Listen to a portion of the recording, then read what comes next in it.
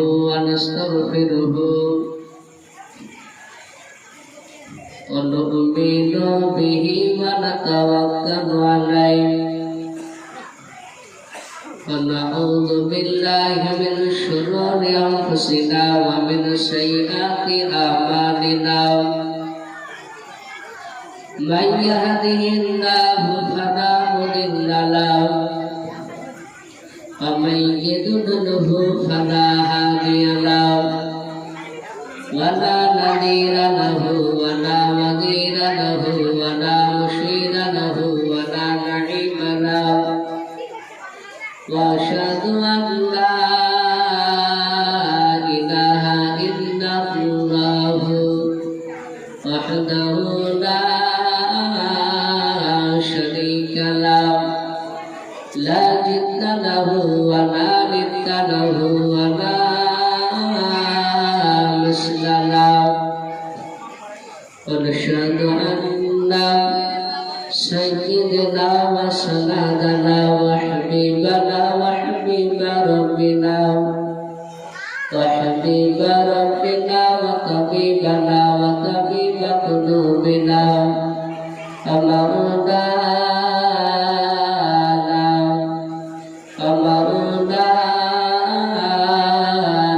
محمد عبده ورسوله أعوذ بالله من الشيطان الرجيم بسم الله الرحمن الرحيم وما أرسلناك إلا رحمة للعالمين قل إن كنتم تحبون الله فاتبعوني يحببكم الله ويغفر لكم ذنوبكم والله غفور رحيم وعنه أنس رضي الله تعالى عنه قال قال رسول الله صلى الله تعالى عليه وسلم لا يؤمن أحدكم حتى أكون أحب إليه من والده وولده والناس أجمعين لا يدخل الجنة كافر أو كما قال عليه الصلاة والتسليم إن الله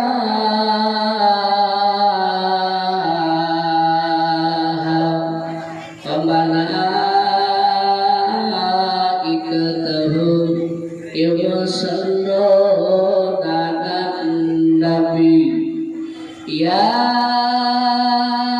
أيها الذين آمنوا صلوا عليه وسلموا تسليما شكر محمد شكر اللهم صل على محمد وعلى آل محمد كما صليت على إبراهيم وعلى آل إبراهيم إنك حميد مجيد اللهم بارك على محمد وعلى آل محمد كما باركت على إبراهيم وعلى آل إبراهيم إنك حميد مجيد তোমার বাগান দয়ার নবী আর হবে না তোমার মতন দয়ার নবী আর পাব না তোমার মতন দয়ার রাসূল আর হবে না তোমার মতন দয়া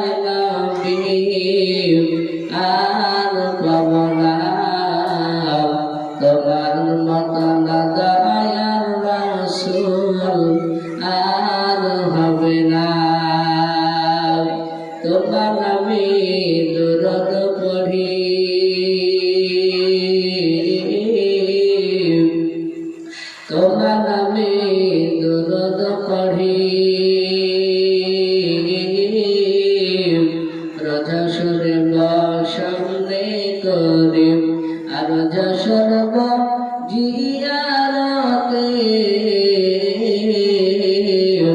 গলা থাকে না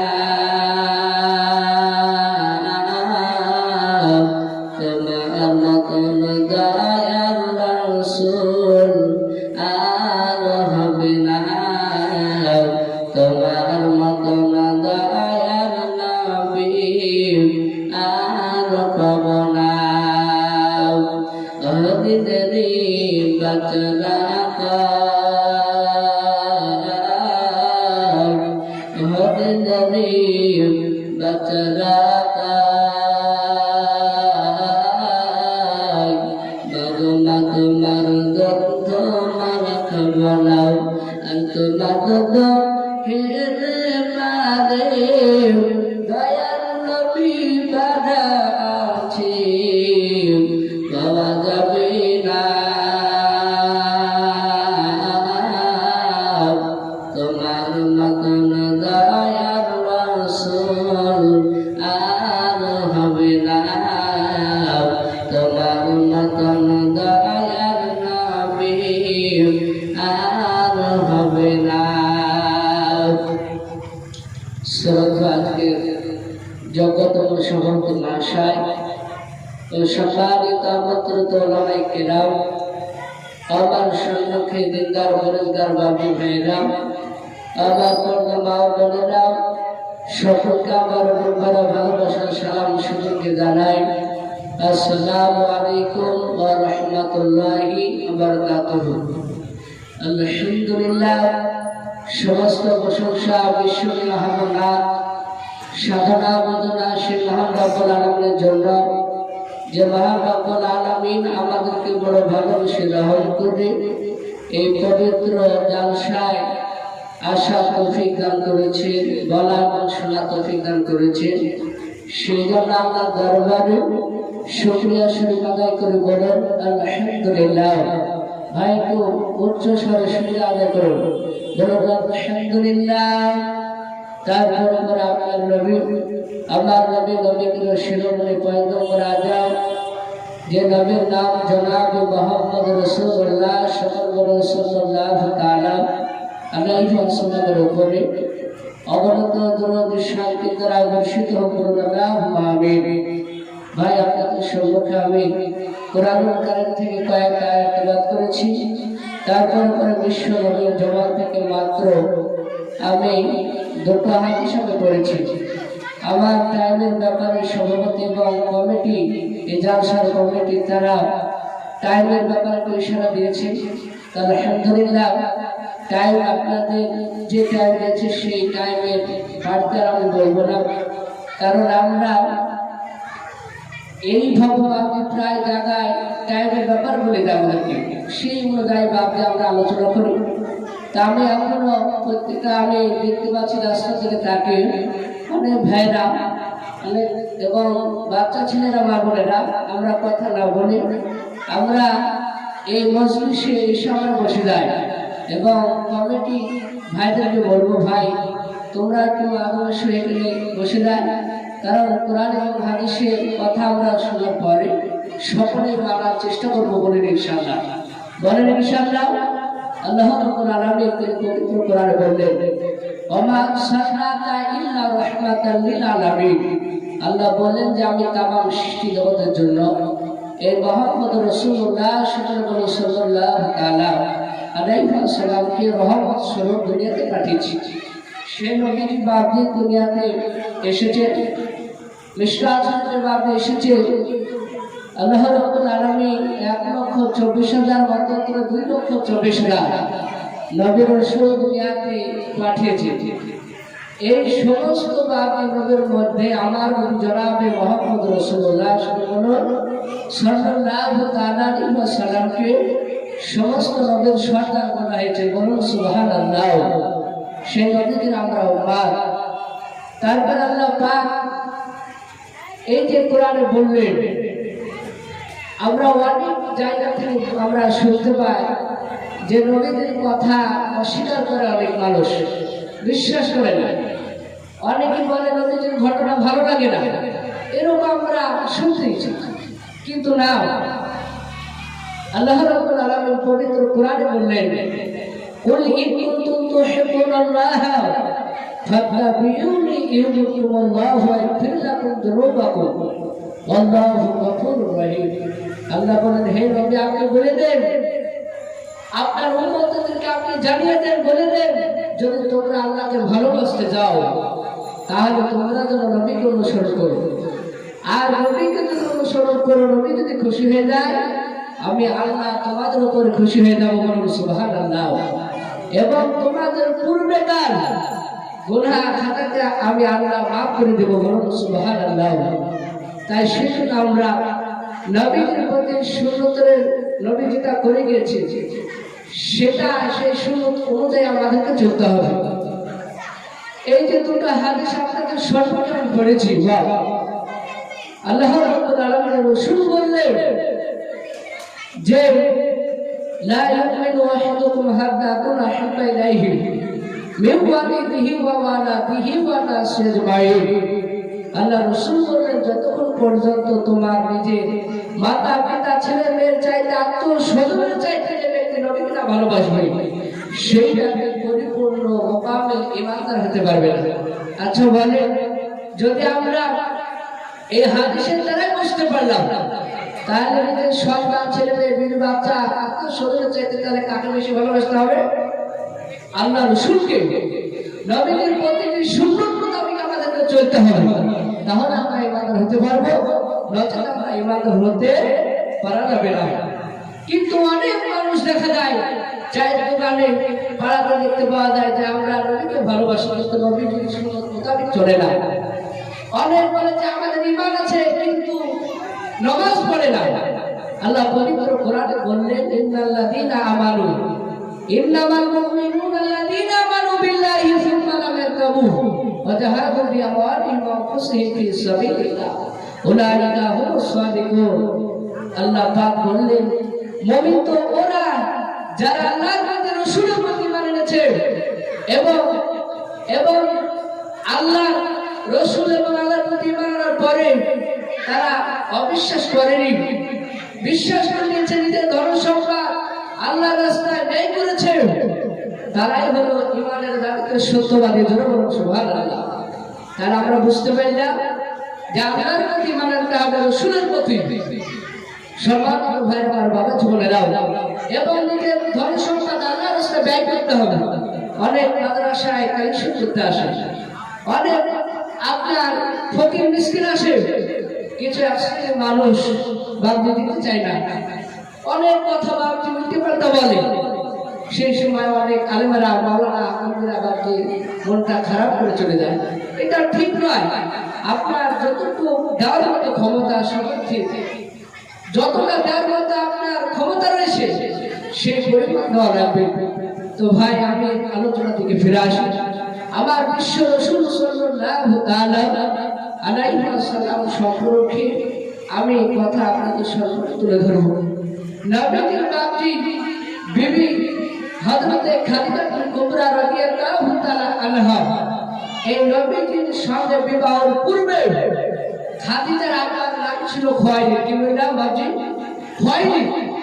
এই খুয়াইলিদের কন্যা হযরতে খাদিজা। খাদিজা নবীর সঙ্গে বিবাহের পূর্বে দুই জায়গায় বিবাহ হয়েছিল। কয় জায়গায়? দুই জায়গায়। কিতাবে লিখছে যে খাদিজা প্রথমবার বাপের স্বামী নাম ছিল বাবা আবু হাওলা। তেনার সঙ্গে এক নয় দুই নয় 2 বছর ঘর সংসার করেছিলেন খাদিজা। ঘর সংসার হওয়ার কারণে তার দুটো পুত্র সন্তান জন্ম নিয়েছিলেন।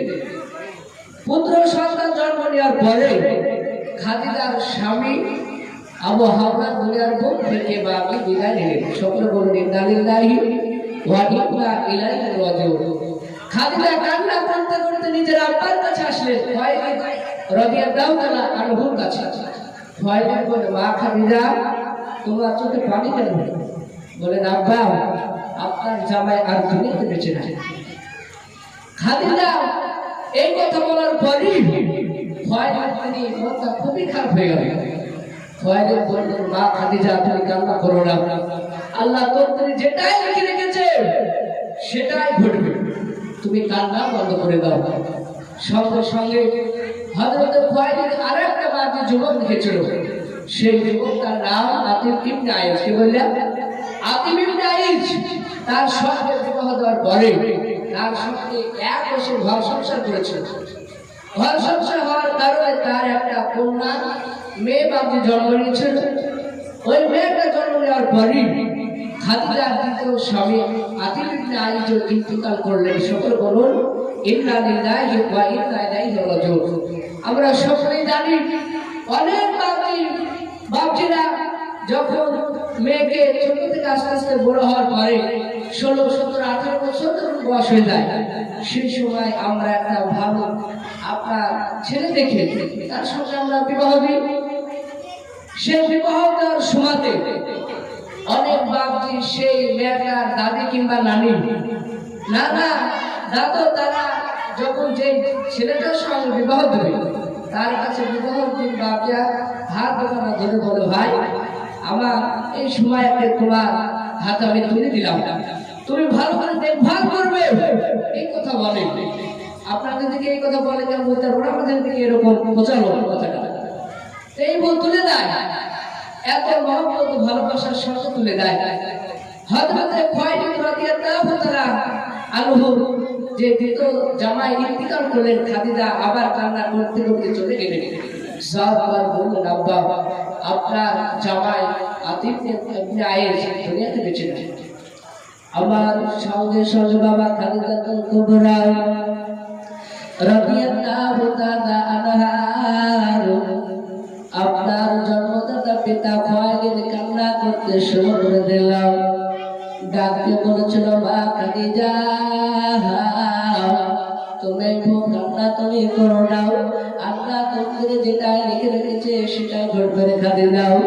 সঙ্গে সঙ্গে কথা বলার পর হযরতে খাদিজা রাদিয়াল্লাহু তাআলা আনহাকে হযরতে খুয়াইলিদ ডাকতে বলেছিল, খাদিজা শুনে নাও, আল্লাহ শুনে নাও, আমার আল্লাহ কোরআনের মধ্যে বলেছেন কুল্লু নাফসিন যায়কাতুল মাউত, যা যা হয়েছে তার মৃত্যু স্বাদ গ্রহণ করতে হবে। ওরে খাদিজা তুমি কান্না তুমি করো না। খাদিজা বাদে কান্না বাদে বন্ধ করে দিলাম। হযরতে খুয়াইলিদ রাদিয়াল্লাহু তাআলা আনহু ওই সময় বাবা তার একটা বাদে ভাতিজা ছিল, তবে বাদে পাগায় ওই ভাতিজার নাম ছিল ওরাকাও। ওরা থেকে ডাক বলল, ওগো আমার শুনে নাও ভাতিজা, শুনে নাও, তোমরা কিতাবে পড়েছি আখির জামানার নবী হবে, তার নাম হবে জনাবে মুহাম্মদ রাসূলুল্লাহ সাল্লাল্লাহু তাআলা আলাইহি ওয়াসাল্লাম। সে তার পিতার নাম হবে আব্দুল্লাহ, আমার নাম হবে আমিনা। সেই ছেলে থেকে পূর্ণাঙ্গ বয়স হয়েছে কি বললাম, বিবাহ উপযুক্ত হয়েছে কি বললাম। হযরত ওরাকা ডাকতে বলেছিলাম, ও আমার চাচা, সেই ডাকতে এখনো পূর্ণাঙ্গ এখন বয়স হয় নাই, বিবাহ উপযুক্ত হয় নাই। সঙ্গে সঙ্গে খাদিজার আব্বা খুয়াইলিদ এই কথা বলার পর খাদিজাকে ডাকতে বললেন, খাদিজা আমার শুনে নাও, আমার তো বয়স হয়ে গেছে, শুনে নাও, আমি তোমাকে দুটো কথা আমি তোমাকে বলে দেয়। বলে কি বলতেন বলুন। হযরতে খাদিজার হাত ধরে বাবা ডাকতে বলতে শুরু করে দিলেন, ওগা মানুষ শুনে নাও, মাও আমার যে এই ব্যবসা শুনে নাও, আমি তোমাকে নিয়ম কানুন দ্বারা আমি তোমাকে বলে দেয়, এই ব্যবসাটা তুমি পরিচালনা করবে, আমি হয়তো দুনিয়ার মধ্যে বেঁচে থাকবো না। এই কথা বলার পর হযরতে খুয়াইলিদ রাদিয়াল্লাহু তাআলা আনহু আপনার দ্বিতীয় নম্বর কথা বলেছিলাম, ওরে খাদিজা শুনে নাও, আল্লাহ কোরআন কথা বলেছে, ইন্নাল্লাহা মা'আস সাবিরিন, সবর করার সঙ্গে আমার আল্লাহকে খাদিজা শুনে নাও, সবর করো, তুমি কান্না করো না। এই কথা বলার পর হযরতে খুয়াইলিদ রাদিয়াল্লাহু তাআলা আনহু তিনি আপনার ইন্তিকাল করলেন। সকলে বলুন ইন্না লিল্লাহি ওয়া ইন্না ইলাইহি রাজিউন। খাদিজার পর বাপজি দুটোর স্বামী মারা গেলেন, নিজের আব্বাও তারপরে মারা গেলেন, খাদিজা তিনি একাই বাপ হয়ে গেলেন। সেই সময় ওই মক্কা-নগরে খাদিজা বাবজি ওই ব্যবসাতে নিয়ম কানুন খাদিজার আব্বা শিখিয়ে দিয়েছিলেন খাদিজাকে। ওই ব্যবসা বাবজি খাদিজা পরিচালনা করতে লাগলেন। সেই সময় খাদিজা ভাবতেন আমি তো নারী মহিলা, এই ব্যবসা কি করে আমি পরিচালনা করতে পারবো। সঙ্গে সঙ্গে খাদিজা কয়েকটা বাবজি গোলামকে দায়িত্ব দিলেন।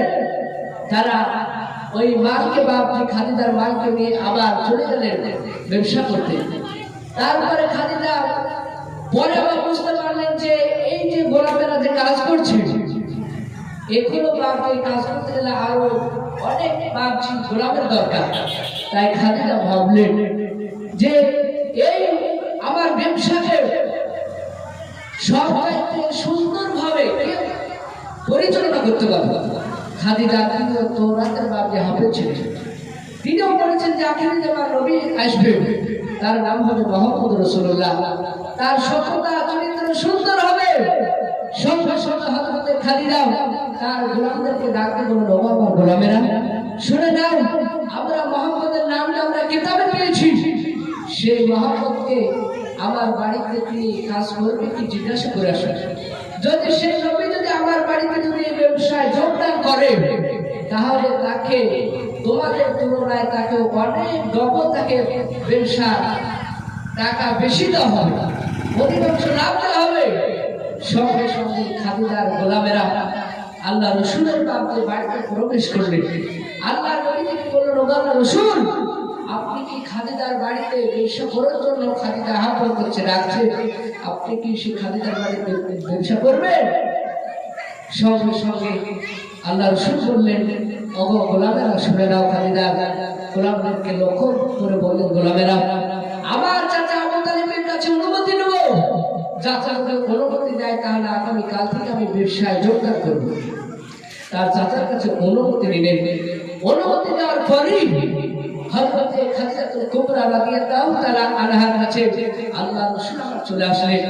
নবীর কাছে এক নয় দুই নয়, খাদিজা বললেন, ও আল্লাহ রাসূলকে বাকি ব্যবসা নিয়ম কানুন আপনি জানিয়ে দিলেন, বুঝিয়ে দিলেন যে এইভাবে ব্যবসা করতে হবে। এবং আল্লাহ রাসূলের কাছে তার সঙ্গে দুইজন বাকি গোলাম পাঠিয়েছিল। কয়জন বললেন? দুইজন গোলাম পাঠিয়েছিল। কেতাবে লিখছে প্রথম তার গোলামটার নাম ছিল মাইসারা, আরেকটা গোলামের নাম ছিল খুজাইমা। দুই গোলামকে পাঠিয়ে দিলেন। সঙ্গে সঙ্গে আল্লাহ রাসূল ওই রাস্তাতে বাবজি সামনে এসে বাবজি ব্যবসা করতে গিয়েছিলেন। কেতাবে লিখছে সামনে এসে যখন ব্যবসা করতে বাবজি ওই রাস্তা দিয়ে চলে যাচ্ছে, অনেকটা দূর বাবজি রাস্তা যেতে যেতে রাসূল আমার ক্লান্ত হয়ে গেছে, শরীর আগিয়ে গিয়েছে। সঙ্গে সঙ্গে আল্লাহ রাসূল দেখতে পেলেন একটা সামনে দিকে একটা আপনার গাছ দেখতে পেলেন। গাছ দেখতে পাওয়ার পরে ওই গাছের উপরে আপনার ধরুন এই যে জালসার উপরে আপনার পলিথিন টাঙ্গিয়ে আছে, হয়তো ইঁদুর কিংবা পানি পড়লে আপনারা ভিজবেন না। ওই রকম আল্লাহ রাসূল এই গাছটার উপরে আপনার তাম্বুতে গেছে, সেটা ফেলে এরকম আপনার পলিথিন টাঙ্গিয়েছে। সেই সময় আল্লাহ রাসূল ওই গাছটার উপরে টাঙ্গিয়ে নবী আমার গাছটার গড়িতে বসে গেলেন। হঠাৎ করে নবীর বরকতে আপনার ওই গাছটায় ফল ফুল আপনার মূল ফল কিছুই ছিল না। নবীর বসার মাত্রই আপনার সেই গাছটায় ফলে পরিণত হয়ে গেল। ধরে বলুন সুবহানাল্লাহ। এই দৃশ্যখানা দেখার পরে এক ইহুদি দেখে তিনি চিন্তা করলেন, এই সাধারণ ব্যক্তি না, ওই ইহুদির ব্যক্তি ডাক দেওয়ার শুনতে বললেন, ও আল্লাহ রাসূল, ও যুবক ভাই শুনে নাও, আল্লাহ রাব্বুল আলামিন তোমাকে কি নবী রাসূল করে দুনিয়াতে পাঠিয়েছে বলে? আল্লাহ নবীর সঙ্গে কথা বলে বাপকে বন্ধুত্ব তৈরি হয়ে গেল। আমাদের এখনো দেখবেন অমুসলিম যারা এখনো বাপকে আমাদের সঙ্গে বন্ধুত্ব বাপকে আছে। সব বাপকে অমুসলিম যারা খারাপ হয় না, তার মধ্যে বাপকে 10 মধ্যে নারী দিলে ভালো হয়। তাদের সঙ্গে ইহুদির সঙ্গে বাপকে সেই সময় আল্লাহ রাসূল বন্ধুত্ব তৈরি হওয়ার পরে নবীজির কাছে যে মালগুলো ছিল সেই মালগুলো আপনার বিক্রয় করে দিল। বিক্রয় করে দেওয়ার পরে আবার সেই আপনার আরেকটা বাপজি দল ছিল, কিতাব লিখছে কাফেলার দল, তাদেরকে সঙ্গে করে আল্লাহ রাসূল মরুভূমির ময়দানে চলে আসলেন। চৈত্র মাসের সময় দেখবেন আকাশের দিকে এবং পাকা রাস্তার দিকে বাপজি তাকে দেখবেন খালি পায়ে হাঁটবেন তো বাবজি ঘটা পড়ে যায়, ফেসে পড়ে যায়। এত বাবজি তা হয়, এমনকি বালি মাটিতে বাবজি হাঁটে দেয় না।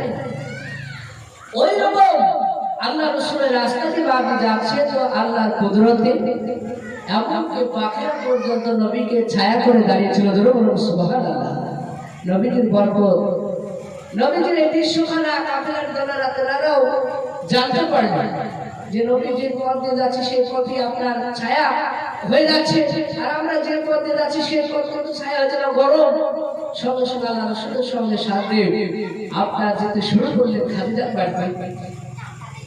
হযরতে খাদিজা রাদিয়াল্লাহু তাআলা আনহা তিনি আপনার বাড়িতে পাথর বাঁধে, পাথর করে আপনার দুই পাকে বাঁধে উঁচু করে বাঁধে দেখছেন আল্লাহ রসুল কেন আসে না। ওই সময় হযরতে খাদিজা তিনি চিন্তা করছিলেন, হঠাৎ করে দেখলেন কাফেরের লোকেরা আসছে, আল্লাহর নবীকে দেখলেন উঠে বাঁধে চলে আসে। হযরতে খাদিজা কুবরা রাদিয়াল্লাহু তাআলা আনহা তিনি বাঁধে নবীকে দেখার পরে এত আনন্দিত হয়েছিল।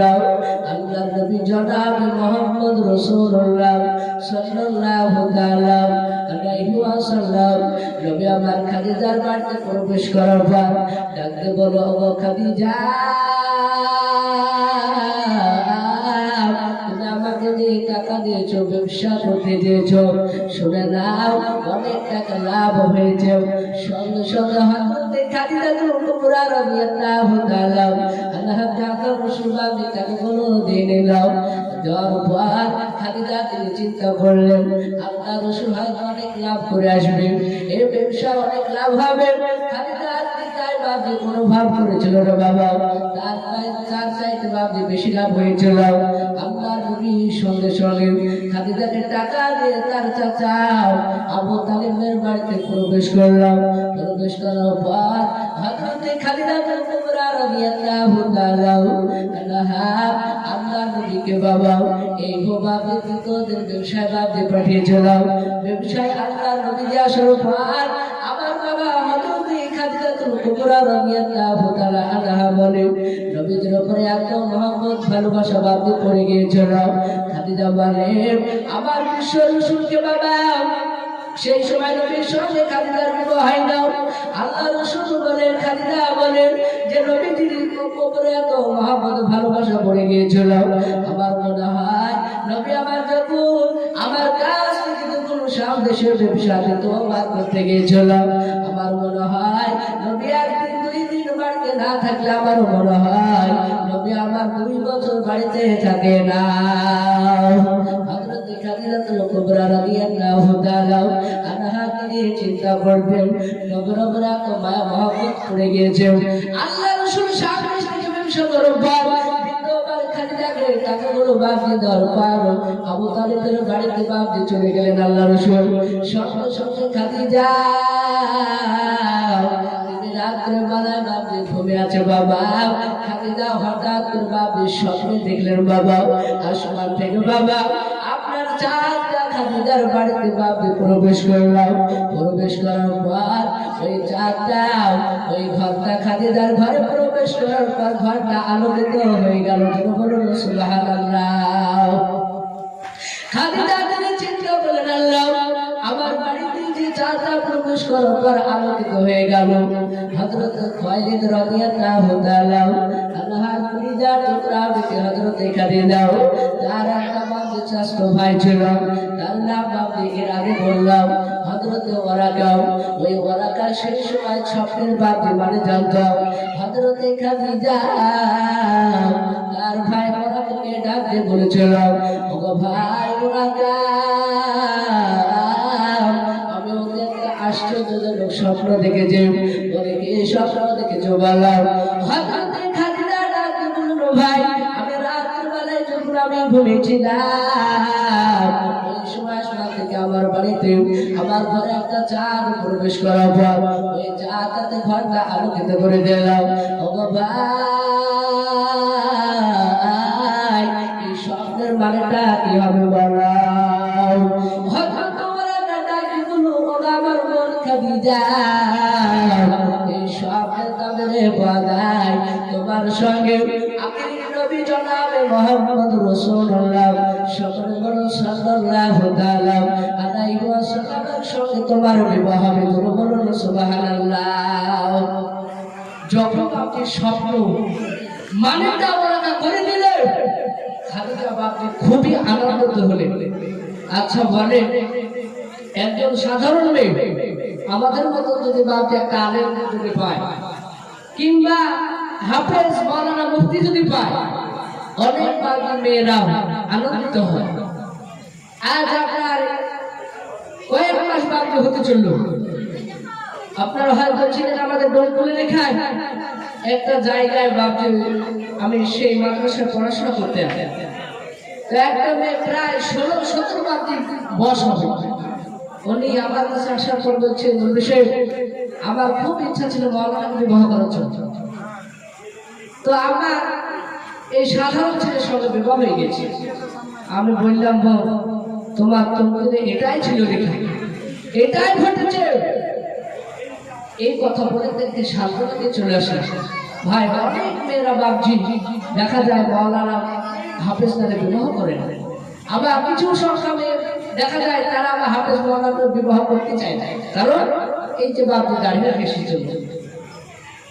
সম্মান ভাই আমার বাবা চলে না হযরত খাদিজা রাদিয়াল্লাহু তাআলা আনহা তিনি সঙ্গে বাপজি তিনি আনন্দিত হওয়ার পরে খুশি হওয়ার পরে তার হাতে বাপজি গোলাম পাঠিয়েছিল।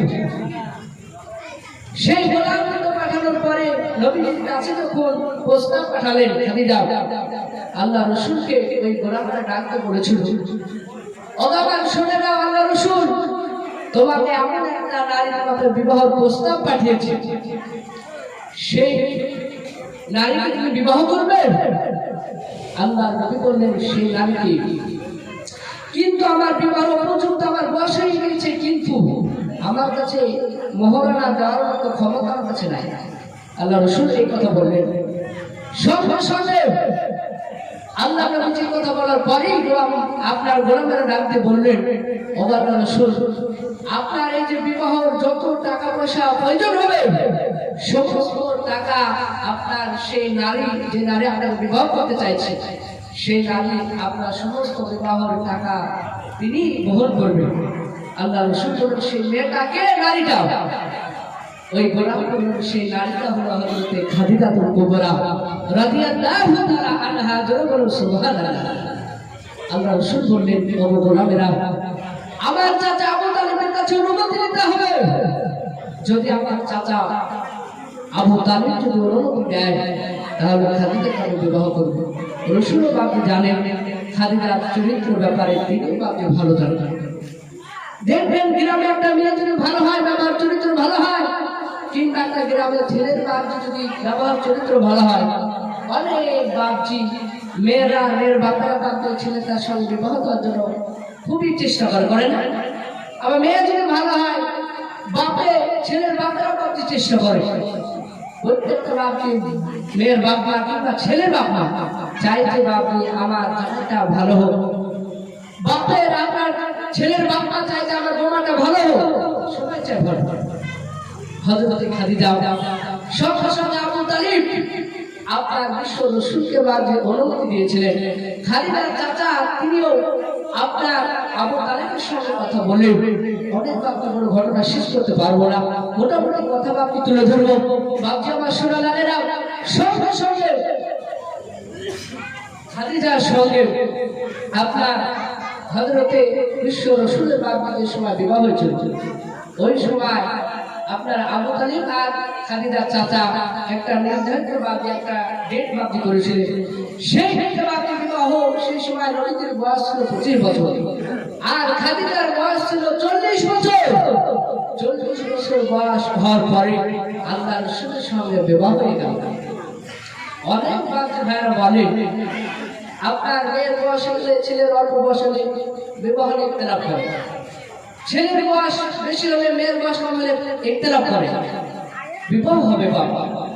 হযরত খাদিজাতুল কুবরা আল্লাহ রাসূলের সাথে বিবাহ হওয়ার পরে নবী আমার এই ভয় এক দুই নাই মক্কা নগরে সেই সময় একের পর এক 2-3 বাবজি যেতে লাগলো।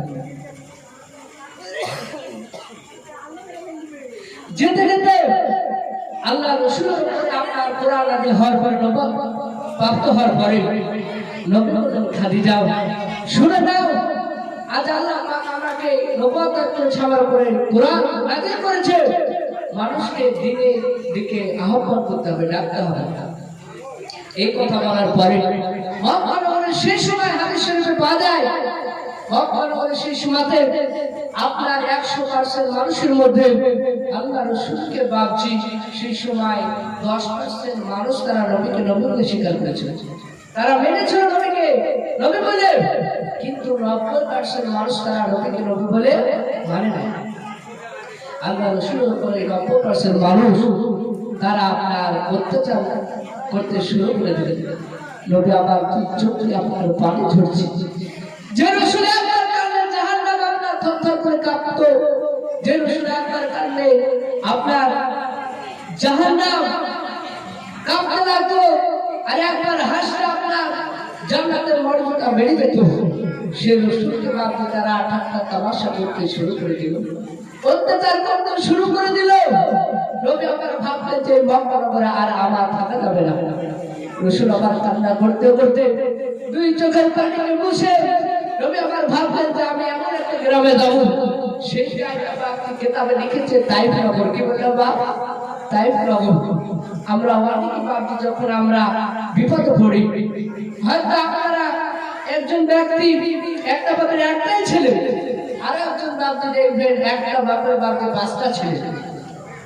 সেই সময় ওই 5 ভাইয়ের দিকে এক ভাই ঝগড়া করতে শুরু করে দিয়েছে, কিন্তু এই এক ভাই বাকি 5 ভাইকে পাচ্ছে না, আর ভাই সংখ্যা বেশি, লাঠির জোর বেশি, একে বাপজি মেরে চলে যাচ্ছে, কিন্তু এই তো পাচ্ছে না, লাঠির জোর নাই।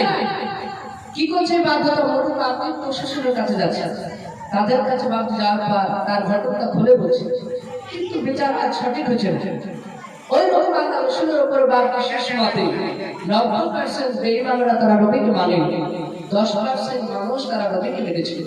আল্লাহ রাসূল ওই বেঈমানদের অত্যাচারে নবী আমার ওই তাইফ নগরে প্রবেশ করলেন। কিতাবে লিখেছে বাবা হাদিসে, ওই তাইফ নগরে 3 জন বাদশা ছিল। কত বললাম? 3 জন বাদশা ছিল।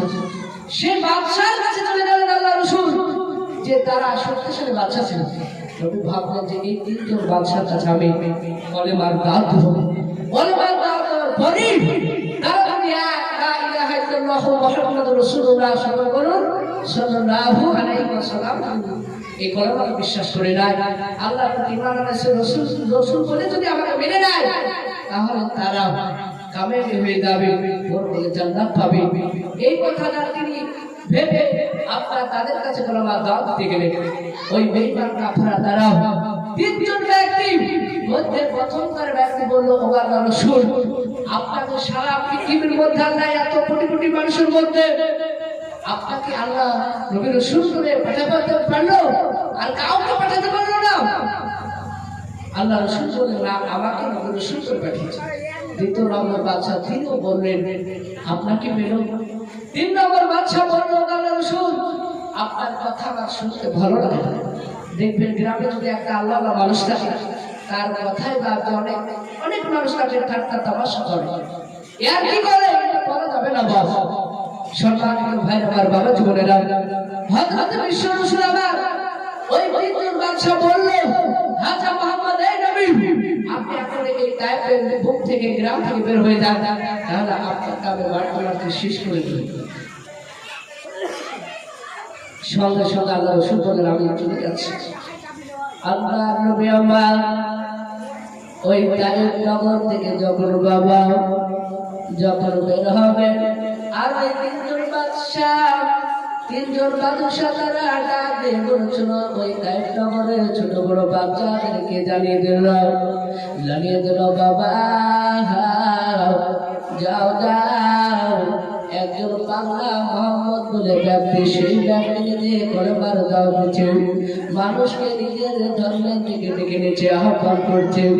ওরে বাবা শুনে নাও, সে নবী মোহাম্মদকে তোমরা মারতে মারতে দুনিয়ার ভক্তি তোমরা সরে দাও।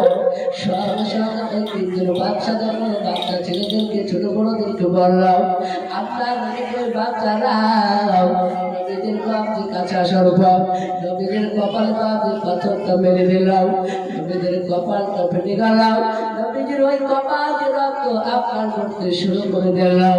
দ্বিতীয় নম্বর বেঈমান বাদশাহ, আপনার ওই দ্বিতীয় নম্বর বাচ্চাও তিনি আল্লাহ নবীদের আপনার কপালে পাথর মেরেছিল। আল্লাহ নবীদের রক্তটা বাপজি আরো বাপজি ঝরে বাপজি বের হতে শুরু করে দিলাম। আপনার নবী কাঁদা আর বলেন, বাবা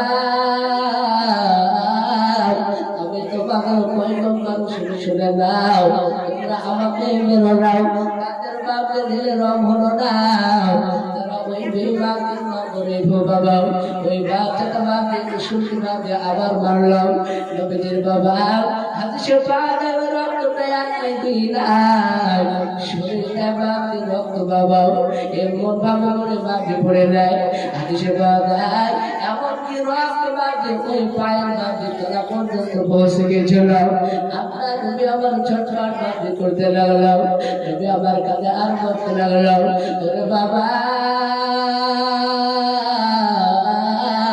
আমি তোমাদের কাছে পয়সার জন্য আসি না রে বাবা, টাকার জন্য আসি না, একটাই কারণে এসেছি বাবা শুনে নাও, তোমরা জাহান্নাম থেকে পরিত্যাগ করার পর জাহান্নাম থেকে নাজাত পাওয়ার তোমরা কি করে জান্নাতে যেতে পারবে সে কথা আমি দেখাতে এসেছি রে বাবা।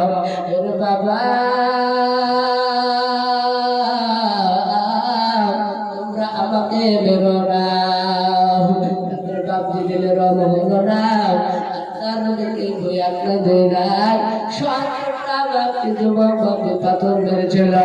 আপনার নবী জনাব মুহাম্মদ রাসূলুল্লাহ সাল্লাল্লাহু আলাইহি ওয়াসাল্লামকে ওই ৭০টা পাথর বাপজি মেরেছিল, ওই পাথরে একটা মাসুর বাপজি মিস যায় না।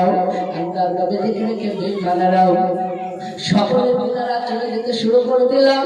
আল্লাহর নবী আল্লাহর কাছে হাত তুলে বাপজি দোয়া করতে শুরু করে দিলাম। আল্লাহ পাক কোরআনে বলেছেন, ফাযকুরুনি আযকুরুকুম ওয়াশকুরুনি ওয়ালা তাকফুরুন। আমার আল্লাহ বলেছেন তোমরা আমাকে স্মরণ করো, আমি তোমাদেরকে স্মরণ করব। আল্লাহর নবী হাত তুলে বাপজি দোয়া করতে শুরু করে দিলাম, ওগো মাওলা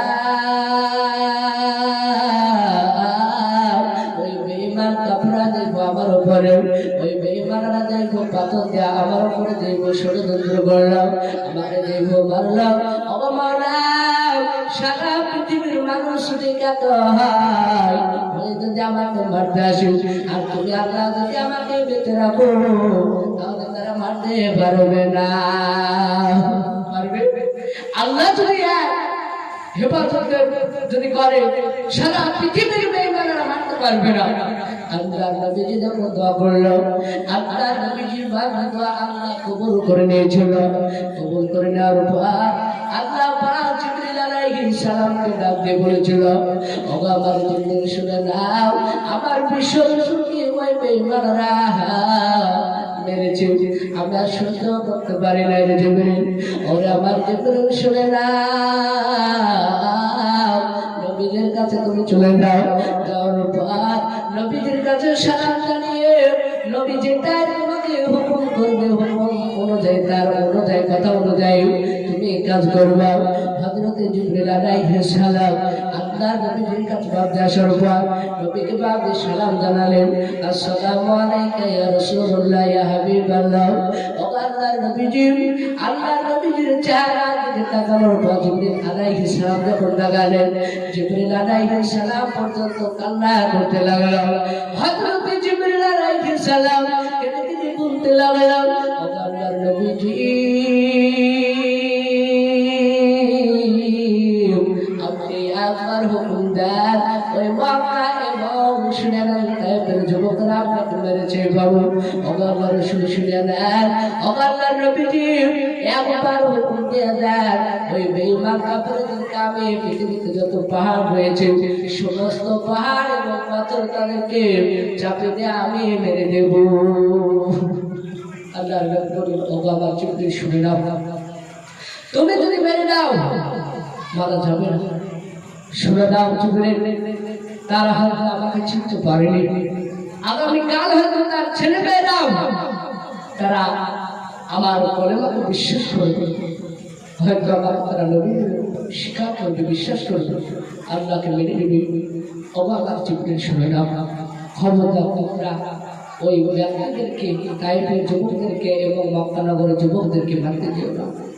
আল্লাহ নবী যদি নিষেধ করলেন, আল্লাহ নবী যদি নিষেধ করেন তাহলে জিবরিল আলাইহিস সালামকে শুনবেন না? বলেন শুনবেন, অবশ্যই শুনবেন। সঙ্গে সঙ্গে আল্লাহর নবী জনাবে মুহাম্মদ রাসূলুল্লাহ সাল্লাল্লাহু আলাইহি ওয়াসাল্লাম আপনার বলার পরে জিবরিল আলাইহিস সালাম তিনি শুনলেন, চলে গেলেন জিবরিল আলাইহিস সালাম। আল্লাহ রাসূল সঙ্গে সঙ্গে খাদিজার বাড়িতে আসেন। খাদিজাকে ডাকতে বলল, যাও নবী খাদিজা। খাদিজার কাছে আসার পর আবার বিশ্ব নবী জনাবে মুহাম্মদ রাসূলুল্লাহ সাল্লাল্লাহু আলাইহি ওয়াসাল্লাম তিনি বাড়িতে বা বিশেষ মতে নামাজ যে দাঁড়িয়ে আছে ওই সময়তে হযরত খাদিজা তার কাছ থেকে আল্লাহ রাসূল তিনি মক্কা নগরে সেই সময় মসজিদে বাবজি নামাজ পড়তে গেছেন। নামাজ পড়তে যাওয়ার পরে এইদিকে নবীজির যে মেয়ে হযরত ফাতেমা জোহরা তিনি বাবজি মেয়ে হযরত খাদিজাতুল কুবরা রাদিয়াল্লাহু তাআলা আনহা তিনি ফজরের নামাজ পড়ে তিনি আপনার ওই জায়নামাজের মুসল্লায় বসে তিনি চিন্তা করছেন যে আমার ইন্তিকালের পরে কি হবে কবর আমি জানি না। আল্লাহ রাসূলের বিবি খাদিজা তিনি কবর থেকে খুবই চিন্তা করতেন। এখনকার আমার মা বোনেরা হয়তো চিন্তা করে না। সম্মানিত ভাইরা আর বাবা বোনেরা, যদি আজ আমরা কবরের চিন্তা করতাম তাহলে হয়তো আমরা সময়টাকে বা বিশেষ করতাম না। অনেক বাজে মেয়েরা ছেলেরা আপনার মোবাইলে সিনেমা গান থেকে সময়টাকে আপনার পার করে দেয়, করে না এরকম? এর আগে আপনার এই কিরণ মালা নিয়ে আবার তোর পরে বলছি কি বলবো, বাপ আমার বাড়িতে আমার বড় ভাই তার মেয়ে তিনটে ওই বাড়িতে একটা মোবাইল নিবি, বলছি মা না আমার দেওয়া হবে না, মোবাইল বাজে তুমি পয়সা না পয়সা দেবো তোমাদের। তাই বলে বাপ আপনার পয়সা দিতে ভাই দিতে দিতে বাপ দিই। আর আমার একটা এমন একটা ছেলে মেয়েদের ওপরে একটা মহব্বত ভালোবাসা আল্লাহ সৃষ্টি করে দিয়েছে। বাবা যখনই একবার মেয়েতে আপু বলে ডাকে, ছোট আপু পিতা বলে ডাকে, তখন বাপ দিই দিনটা যদি পাথরের মতো শক্ত হয়ে থাকে তো নরম হয়ে যাবে আপনি তুলোর মতো। এত একটা মহব্বত সৃষ্টি করে দিয়েছে আল্লাহ। তাই আল্লাহ রাসূল বলেছেন কোনো বাপ মা চেহারা থেকে কোনো সন্তান ছেলে মেয়ে যদি একবার তাকায়, রাসূল বলেন তারা আমল নামায় আপনার বলা হয়েছে জান্নাতে তার জন্য দুটো গাছ লিখে দেওয়া হয়। জন্য বলুন সুবহানাল্লাহ। নবীজি আরো বলেছেন, নবী আরো বললেন যদি আপনার চেহারা থেকে যদি ওই যুবক কিংবা যুবতী মেয়েটা দ্বিতীয়বার যদি তাকায়, রাসূল বলেন সেই যে আপনি কবর হযরত একটা নেকি পাওয়া যায়। জন্য বলুন সুবহানাল্লাহ। এরকম অনেক ঘটনা এসেছে। তা আমি বলছিলাম হযরত খাদিজাতুল কুবরা রাদিয়াল্লাহু তাআলা আনহা তা তিনি ফজর নামাজ পড়তে কান্না করছেন। কান্না করতে করতে হযরত ফাতেমা দেখলো আমার মা খাদিজা কেন কান্না করে। আচ্ছা আপনারা বলেন, আপনার মা যদি হঠাৎ করে বাড়িতে কান্না করে আপনি কি জিজ্ঞাসা করবেন না যে আমার মা কেন কান্না করছে? বাপ যদি কান্না করে তাও ছেলে মেয়েরা জিজ্ঞাসা করে যে আমার আব্বা কেন কান্না করছে, আমার মা কেন কান্না করছে। খাদিজা বাচ্চা মেয়ে, তিনি ভাবলেন আমার মা খাদিজা নামাজ পড়ে এত কান্না কেন করছে। কান্না করতে করতে বাপজি জমিনে কেতাবে লিখছে, জমিনে বাপজি গড়াগড়ি পাড়তে শুরু করে দিয়েছে। বাচ্চা ছেলেরা বাপজি মাঠে জমিনে আপনার গড়াগড়ি করে। ওই রকম বাপজি খাদিজা তিনি কবর থেকে এত চিন্তা করতেন, তিনি কবর থেকে আপনার গড়াগড়ি করতে শুরু করে দিল। হযরত ফাতেমা জোহরা রাদিয়াল্লাহু তাআলা আনহা ওই সময় থেকে আপনি লিখেছে খাদিজা আপনার বিবি ফাতেমা সেই সময় আমরা অসুস্থ বাড়ি ছিলেন না, মসজিদে নামাজ পড়তে গিয়েছে, নামাজ পড়ে তিনিও বা আপনি বসেছিলেন। হযরতে খাদিজা তার কান্না দেখে ফাতেমা রুটি রুটি পায় আপনার ওই মসজিদে চলে গেলেন মক্কা নগরে যাওয়ার পরই আপনার বলা হয়েছে সেই সময় আল্লাহ রাসূল তিনি বসে আছেন আর হযরত ফাতেমা জোহরা পাঞ্জাবির টুকরা ধরে টানতে লাগলেন আর কান্না করতে লাগলেন। আমার বিশ্ব নবীজি জনাবে মুহাম্মদ রাসূলুল্লাহ সাল্লাল্লাহু তাআলা আলাইহি ওয়াসাল্লাম ডাকে বলল আমার মা ফাতেমা তোমার চোখে যেন পানি কি কারণে কান্না কেন করছো বলো। হযরত ফাতেমা জোহরা কান্না করতে করতে বলেছিল আব্বা ও আব্বা শুনে না আমার মা খাদিজা তিনি নামাজ পড়ে এমন ভাবে কান্না করতে করতে জমিনে গড়াগড়ি করতে শুরু করে দিয়েছে। ও আব্বা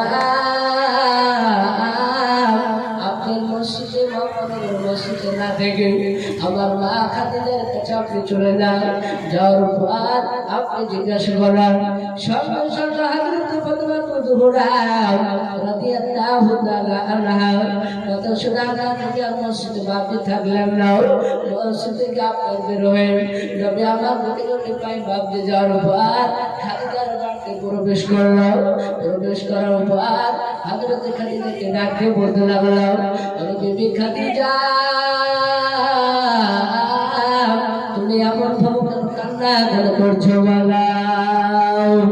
হযরত খাদিজা কুবরা রাদিয়াল্লাহু তাআলা আনহা কেঁদে বলতে লাগলো ও আমার শুনেন নবী ও আমার শুনেন শুনেন আপনি তো বলেছেন কবর ভয়ঙ্কর জায়গা, কবর বড় কঠিন জায়গা। ও আল্লাহর নবীজি আমি কবর থেকে আমি চিন্তা করি আল্লাহর নবী বলেন খাদিজা শুনে নাও তুমি কান্না করো না, আমার মা ফাতেমা তুমি কান্না করার কারণে আমার মা ফাতেমা কান্না করতেছে। আরে খাদিজা আমার মা ফাতেমা শুনে নাও আমি কান্না করি না, আমি সহ্য করতে পারি না। আরে বিবি খাদিজা তুমি কান্না বন্ধ করে দাও। হযরত খাদিজা কুবরা রাদিয়াল্লাহু তাআলা আনহা তিনি কান্না বন্ধ করে দিলেন। হযরত খাদিজা শুনতে বলতে শুরু করে দিলেন ও আল্লাহর নবীজি শুনে নেন আপনি আমার জন্য দোয়া করবেন যেন আমার কবর থেকে আমি যেন নাজাত পাই। হযরত খাদিজা তো নম্বর কথা বলেছিলেন ও আল্লাহর নবী শুনে নেন আপনি যদি আমার তিনটে শর্ত যদি মেনে নেন তাহলে আপনার উপর আমি বেশি খুশি হতাম। আমার নবী বলেন বিবি খাদিজা সেই তিনটে শর্ত কি তাড়াতাড়ি তুমি বলে দাও। কিন্তু অনেক বাপি ভাইরা দেখতে পাওয়া যায় অনেক বিবিরা বাপি আপনার স্বামীকে বাপি হুকুম করে কিন্তু স্বামীরা বাপি হুকুম শুনে না। অনেক বাপি ভাইরা বাপি বিবিদেরকে হুকুম করে কিন্তু দেখতে পাওয়া যায় কিছু সংখ্যা বিবি তারাও শুনে না, কিন্তু তা বাপি করা যাবে না। স্বামী স্ত্রীর মহব্বত ভালোবাসা যদি করে আপনার জীবনে একবার যদি স্বামী যদি বিবির দিকে থাকে বাবা একবার যদি কলকে হাসি মারে এবং বিবি যদি স্বামীর দিকে থাকে বাবা একবার যদি আপনার কলকে হাসি দেয় আপনার রাসূল বলে তার আমল নামায় 30 টা লিখে লেখা হয়। বলুন সুবহানাল্লাহ। নবী শুধু তাই নাই, নবী আগে বলেছেন স্বামী স্ত্রীর মহব্বত ভালোবাসা যার ভিতরে থাকবে বাবা সেই সব একটা নবীজির শিক্ষককে বাপজি জিন্দা করলো। স্বামী স্ত্রীর মহব্বত ভালোবাসা এটা নবীজির সুন্নাত। নবী আমার খাদিজাকে এত ভালোবাসতেন বাবা আল্লাহর নবীজির বিবি খাদিজা ডাকতে বললেন ও আল্লাহর নবী শুনে নেন 3 নম্বর শর্ত আপনার তিনকে আমি শর্ত দিয়েছিলাম। প্রথম নাম্বার শর্ত শুনে নেন শর্ত 1 নম্বর আপনি আমার যদি ইন্তেকাল হয়ে যাবে ওই সময় নবী শুনে নেন ওই সময় আপনি আমার জানাজা পড়াবেন। নবী বলেন খাদিজা দ্বিতীয় নম্বর শুনে নাও শর্ত কি বলো, দ্বিতীয় নম্বর কি বলো। হযরত খাদিজা রাসূলুল্লাহ ও আমার স্বামী শুনে না দ্বিতীয় নম্বর বলে আমাকে যখন গোসল করার পর জানাজা পড়ানোর পরে যখন আপনি আমাকে দাফন করবেন দাফন করার পূর্বে মাটি দেওয়ার পূর্বে আপনি যে পাঞ্জাবি ব্যবহার করেন ওই পাঞ্জাবির টুকরা আপনার শরীরে দিয়ে দেবেন এক টুকরা কারণ লোকে শুনে না ওই আপনার পাঞ্জাবির টুকরা দেওয়ার কারণে হয়তো সেই সময় ডান থেকে মাটি বাম দিকে আসবে না বাম দিকটার মাটি ডান দিকে যাবে না ও আল্লাহর নবী শুনে না তিন নম্বর শর্ত আপনাকে বলি আমার নবী বলেন খাদিজা তিন নম্বর শর্ত কি বলা খাদিজা ডাকতে বলেন ইয়া রাসূলুল্লাহ ইয়া হাবিবাল্লাহ ও আল্লাহর রাসূল শুনে না তিন নম্বর আপনাকে শর্ত বললাম ও নবী সেই সময় আপনি যখন মাটি দেওয়ার পর দাফন করে আসার পরে ওই সময় সমস্ত লোক চলে যাবে সেই সময় আপনি যাবেন না কারণ নবী শুনে না ওই সময় আপনার ফেরেশতা মুনকাররা যখন আসবে আসার পর হয়তো আমাদেরকে প্রশ্ন করবে মান রব্বুকা তোমার রবকে ছিল বলো মান নবীকা তোমার নবীকে ছিল বলো মান দিনুকা তোমার দিনকে ছিল বলো ও আল্লাহর নবীজি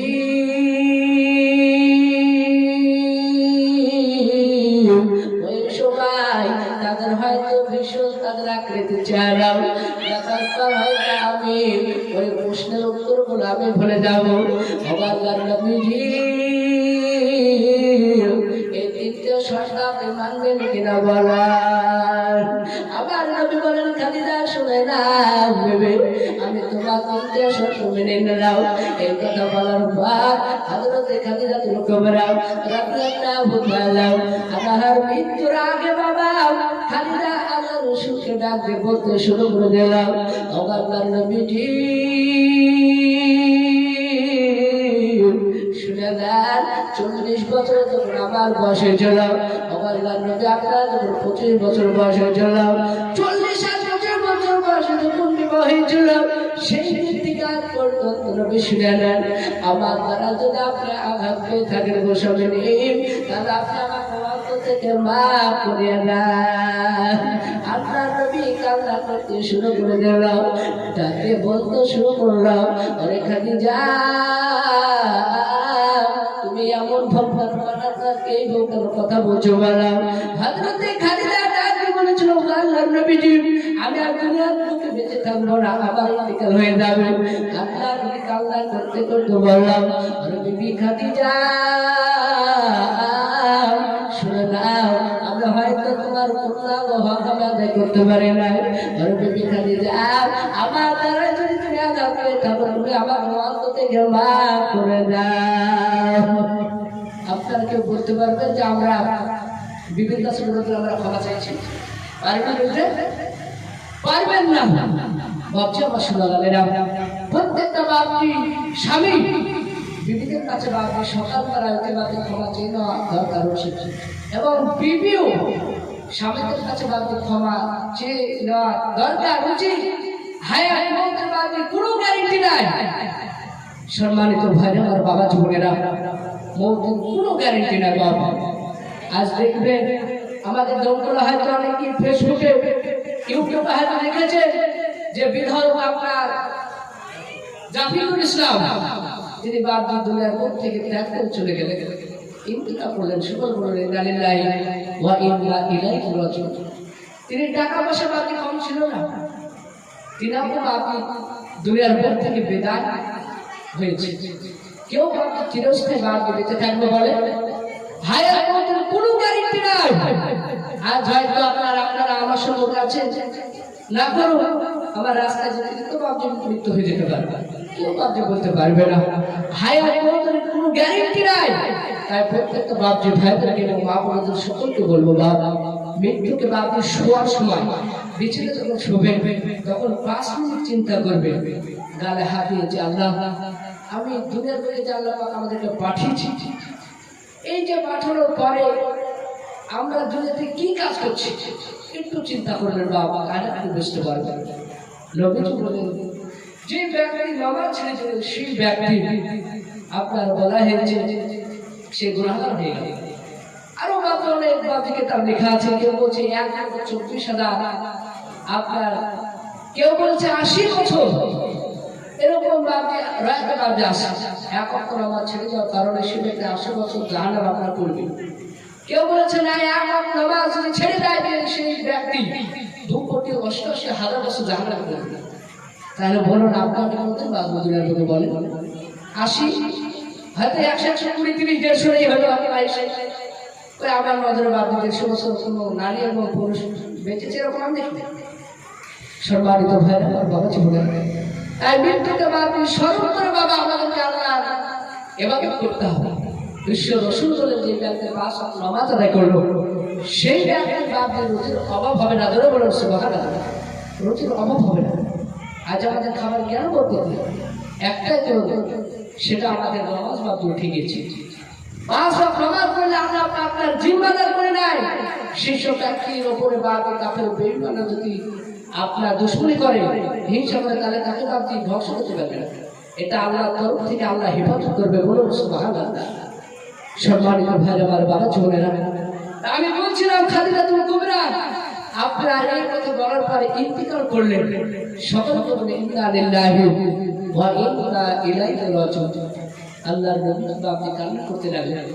কান্না করার পরে সেই সময় আরবের লোকে খাদিজার মতো বুদ্ধিজীবী, খাদিজার মতো বাদী সততা নারী আরবের লোকে জুতা ছিল না। জোরে বলুন সুবহানাল্লাহ। তাই খাদিজাকে সেই সময় অনেক বাদী নারীরা আপনার দেখার জন্য ভিড় জমেছিল। হযরতে খাদিজাতুল কুবরাকে আপনার গোসল করে দেওয়ার পরে নবী আমার জানাজা পড়ার পরে জামার টুকরা দিয়েছিলেন। নবী আমার দাফন করার পরে ওই জায়গায় ছিলেন। সেই সময় মানুষেরা চলে এসেছিল। আর ওই টাইমে আল্লাহ রাসূল দোয়া করেছিলেন তার বিবির জন্য। আজ আমাদের অনেক বিবি মরে যায়, বাপ মা মরে গিয়েছে এবং ছেলে মেয়ে মরে গেছে, কিন্তু আজ আমরা কবরস্থানে যাই না। হয়তো বাপ মরে গেছে, হয়তো সেই বাপকে মরদেরকে দেখি নেই, জানাজা করে বাপকে সেই কবর আমরা কি করি আপনার দোয়া করে দিই, জানাজা আপনার এখানে পড়ে কবর বাপকে দাফন করে চলে আসে, আর যাই না। কিন্তু আমাদেরকে কবরে বলতে যাওয়া দরকার।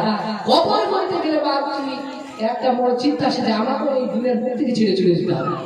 তাই কবর করতে বাপকে মাঝে মধ্যে যাবেন। যাদের বাপকে স্মরণে চলে আসবে মৃত্যুর কথা। হযরত খাদিজাতুল কুবরা তার স্বামী বিশ্ব নবী জনাবে মুহাম্মদ রাসূলুল্লাহ সাল্লাল্লাহু তাআলা আলাইহি ওয়াসাল্লামের জন্য বাপকে দোয়া করতে শুরু করলেন। নবী আমার সঙ্গে সঙ্গে আল্লাহ পাক জিবরিলের মারফতে জানিয়ে দিলেন, ও আল্লাহর রাসূল আপনি আর কান্না করবেন না। আপনার বিবি খাদিজাকে 3টা প্রশ্ন করা হবে, সেই প্রশ্নের উত্তর আশা করে দেওয়া হবে, সহজ করে দেওয়া হবে। বলুন সুবহানাল্লাহ। সেই প্রশ্নের উত্তর আপনি সহজ করে দেওয়া হবে। নবীকে কাঁদতে বারণ করলেন আমার আল্লাহ। আল্লাহ বন্ধ করে দিলেন। সম্মানিত ভাইরা আমার বাবা বোনেরা, আমার বিশ্ব নবী জনাবে মুহাম্মদ রাসূলুল্লাহ সাল্লাল্লাহু আলাইহি ওয়াসাল্লামের বাপকে জীবনী বলতে বাপকে লাগলে বাপকে পুরো রাতের পর রাত ফেলে দেবেন, আমি শেষ করতে পারবো না। নবীদের বাপকে কিছুক্ষণ বাপকে ইম্পর্টেন্ট বাপকে কিছু কথা আপনাদেরকে বলেছিল, আমি বিদায় দেব। আল্লাহর নবী আমার তার যে আপনার বিবি হযরত আয়েশা রাদিয়াল্লাহু তাআলা আনহা বিশ্ব নবীর বিবি ছিল, আপনারা জানেন। আর হযরত ফাতেমাতুল জোহরা রাদিয়াল্লাহু তাআলা আনহা আয়েশাকে বাপকে ভালোবাসতেন, আয়েশা ফাতেমাকে ভালোবাসতেন। একদিন আল্লাহর রাসূল আমার মৃত্যুর সময় হযরত ফাতেমাতুল জোহরা নবীজির চেহারা দেখে তিনিও কান্না করতে লাগলেন। নবীজিও নবীজির চেহারা দেখে হযরত ফাতেমা কান্না করছে। আল্লাহ নবীজি বললেন, ও বাবা শুনে নাও, ও বাবা শুনে নাও, মা ফাতেমা তুমি কান্না করো না। আল্লাহ নবী আমার ডাকে বলতে লাগলেন, ও আমার মা ফাতেমা শুনে নাও, তুমি এইভাবে কান্না করো না, তুমি কান্না করলে আমি সহ্য করতে পারি না রে মা। হযরত ফাতেমা তিনি কিন্তু বাবু শুনে নাও। হযরত ফাতেমা কান্না নবীজি আমার দ্বিতীয়বার ডাকে বলতে শুরু করে দিলেন, ওরে আমার মা ফাতেমা তুমি আমার দিকে চলে আসো, তোমার কানের গুড়িটা আমার মুখের দিকে তুমি লাগিয়ে দাও। আল্লাহ নবীজির সঙ্গে সঙ্গে কথা শোনার পর আল্লাহ নবীজির ফাতেমা বিশ্ব নবীজির বাপে মুখের করিতে ফতোয়া কান্তা লেগে দিল। আল্লাহ নবী ডাক দিয়ে বলতে শুরু করে দিল, ওরে মা ফতেমা, তোমাকে আমি দুটো কথা বলবো। প্রথম নম্বর কথা বলবো, শুনে নাও। এক নম্বর, আমার ইন্তিকালের উপর সর্বপ্রথম তোমার সাথে আমার দেখা হবে, ওরে আমার মা ফতেমা। দ্বিতীয় নম্বর কথা বলি, আমার ইন্তিকালের উপর 6 মাস পর তোমার ইন্তিকাল হয়ে যাবে। এই কথা বলার পর নবী বললেন, ফতেমা তুমি কান্না তুমি বন্ধ করে দাও, কান্না করো না। সঙ্গে সঙ্গে আল্লাহ নবীর কথা শোনা করতে ফতেমা তিনি কান্না বাপি বন্ধ করে দিলেন। আল্লাহ নবী আমার, গুরুজি নবী আমার, ওই সময় হযরত ফাতেমাকে ধরা রাদিয়াল্লাহু তাআলা নবীর কাছ থেকে বাপি আপনার রাস্তা দিয়ে হেঁটে চলে আসে। হযরত আয়েশা সিদ্দিকা রাদিয়াল্লাহু তাআলা আনহা ডাকতে বাপি বলতে শুরু করে দিলাম, ওরে আমার মা ফতেমা, তুমি শুনে নাও, তুমি নবীদের কাছে যাওয়ার পূর্বে তুমি যে বউ কান্না করছে নাও, আজ শুনে নাও নবী তোমাকে কি কথা বললো, তোমার কান্না কেন বন্ধ করলো বলো। হযরত ফাতেমা ডাকতে বলল, মা শুনে নাও, আমার আব্বা আমাকে দুটো কথা বললাম। প্রথম নাম্বার কথা শুনে নাও, আমার ইন্তিকাল, আমার আব্বা ইন্তিকাল পর আমার এমনকি আমার আব্বার সঙ্গে সর্বপ্রথম দেখা হবে। দ্বিতীয় নাম্বার কথা শুনে নাও, আমার আব্বা যে বলেছে নবীজির ইন্তিকালের উপর আমার 6 মাস পরে ইন্তিকাল হয়ে যাবে। আমার মা আয়েশা শুনে নাও, তাই আমার আব্বাকে কান্না বন্ধ করে দিতে বললাম, তাই আমি কান্না বন্ধ করে দিলাম। হযরত ফাতেমা জোহরা রাদিয়াল্লাহু তাআলা আনহা এই কথা বলার পর ওই জায়গা থেকে তিনি বাড়ি চলে আসলেন। আসার পর হযরত ফাতেমা জোহরা রাদিয়াল্লাহু তাআলা আনহা আবার রাস্তা থেকে গুটি গুটি পায়ে বাড়ি হেঁটে যাচ্ছে। আর সঙ্গে সঙ্গে আল্লাহর নবী আমার ওই সময় বাড়ি ইন্তিকাল করলেন। সকলে বলুন ইন্না লিল্লাহি ওয়া ইন্না ইলাইহি রাজিউন। হযরত ফাতেমা জোহরা রাদিয়াল্লাহু তাআলা আনহা তিনি কান্না করতে করতে বাবা তিনি নিজের আব্বার চেহারা দিকে তাকানোর পর ডাকতে বলতে লাগলেন, ও বাবা, আপনার কলিজার টুকরো ফাতেমাকে আপনি রেখে চলে গেলেন আব্বা, কেন আপনি রেখে গেলেন বলেন। আল্লাহ নবীজির বেটি ফাতেমা খুব কান্না করছে। আর হাদিসের সকালে বাজার হযরত ফাতেমা জোহরা ওকে আল্লাহ নবীজির বাপ বিশিষ্ট সাহাবা বাপজি ছিল। ওই সাহাবার নাম হচ্ছে হযরত আনাস রাদিয়াল্লাহু তাআলা আনহু। আল্লাহ নবীজিকে জায়গা থেকে বাপ চলে গেল। ফাতেমাকে ডাকতে বলল, ফাতেমা তুমি কান্না তুমি বন্ধ করে দাও। হযরত ফাতেমা জোহরা কান্না বন্ধ করে দাও। নবীজিকে বাড়ি নিয়ে যাওয়ার পর আপনার গোসল করার পর আপনার বলা হয়েছে হযরতের বিশ্ব রাসূল আমার তাকে গোসল করে দেওয়ার পর হযরত আলী আপনার দাফন করে বাড়ি রেখে বাড়ি চলে আসলাম। হযরত ফাতেমা জোহরা রাদিয়াল্লাহু তাআলা আনহার সঙ্গে হযরত আলী দ্বিতীয়বার বাড়ি দেখা হয়েছিল। হযরত ফাতেমাকে নিয়ে বলতে শুরু করে দিলাম, আমার নবীদের সাহাবা, আমার লাশ বলবো আমার আব্বাদেরকে তুমি কোন বিরানে তুমি মাটি দিলে বলা। হযরত ফাতেমা জোহরা জোহরাকে হযরত আনাস ডাকতে বলতে শুরু করে দিলাম। হযরত আনাস কান্না করতে করতে বললাম, আর আমার শুনে নাও নবীজির বিবি ফাতেমা, শুনে নাও এই দুনিয়ার মধ্যে কেউ চিরস্থায়ী বেঁচে থাকবে না। আর আমার শুনে নাও ফাতেমা, তুমি কান্না তুমি বন্ধ করে দাও, কান্না করো না। তবু বাপে ফাতেমার বাপ বিবি চোখের বাপে বলে বাপে বন্ধ হয় না। হযরত ফাতেমা জোহরা রাদিয়াল্লাহু তাআলা আনহা এই জায়গা থেকে বাবা তুমি বাড়ি থেকে বাপি চলে গেলেন। যার পর হযরত আলী রাদিয়াল্লাহু তাআলা আনহু বাবা আলী তার বিবি ফাতেমাকে ডাকতে বলেছিল, আর আমার বিবি ফাতেমা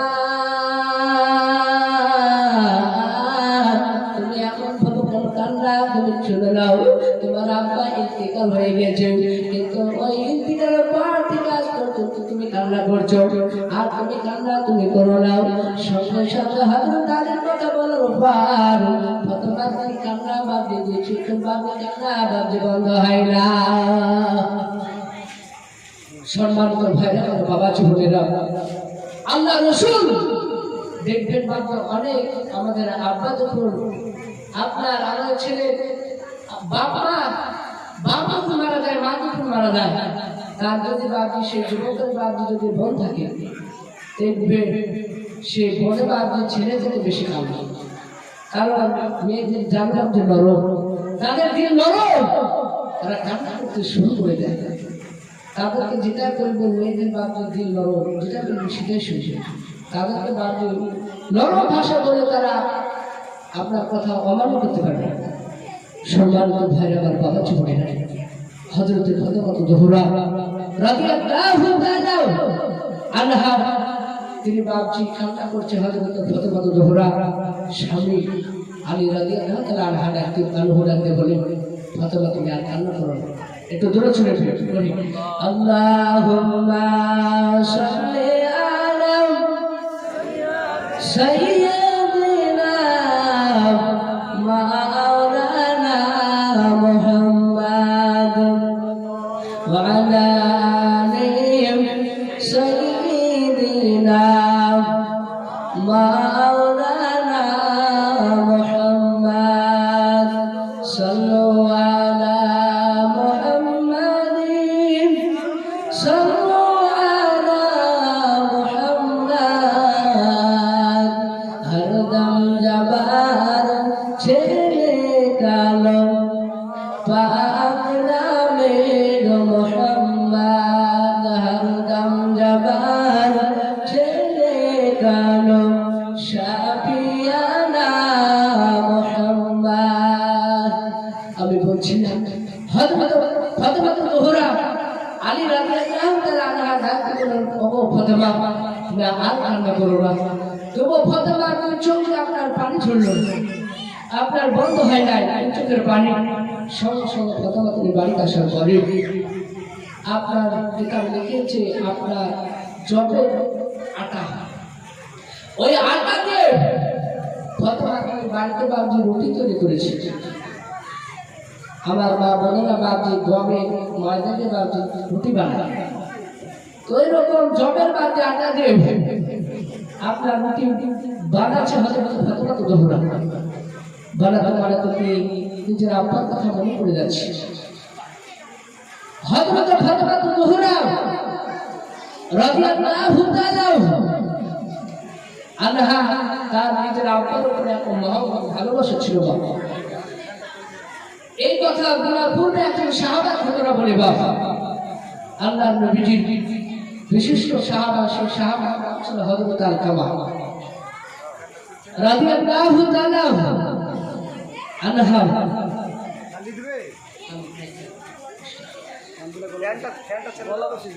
সঙ্গে সঙ্গে আল্লাহর নবীজি আমার ডাক্তার বাবজি বলতে লাগলেন, তার বেটি ফাতেমা বলতে লাগলেন, হাসান হোসেনকে বলতে, ওগো আমার কলিজা তোমরা শুনে নাও।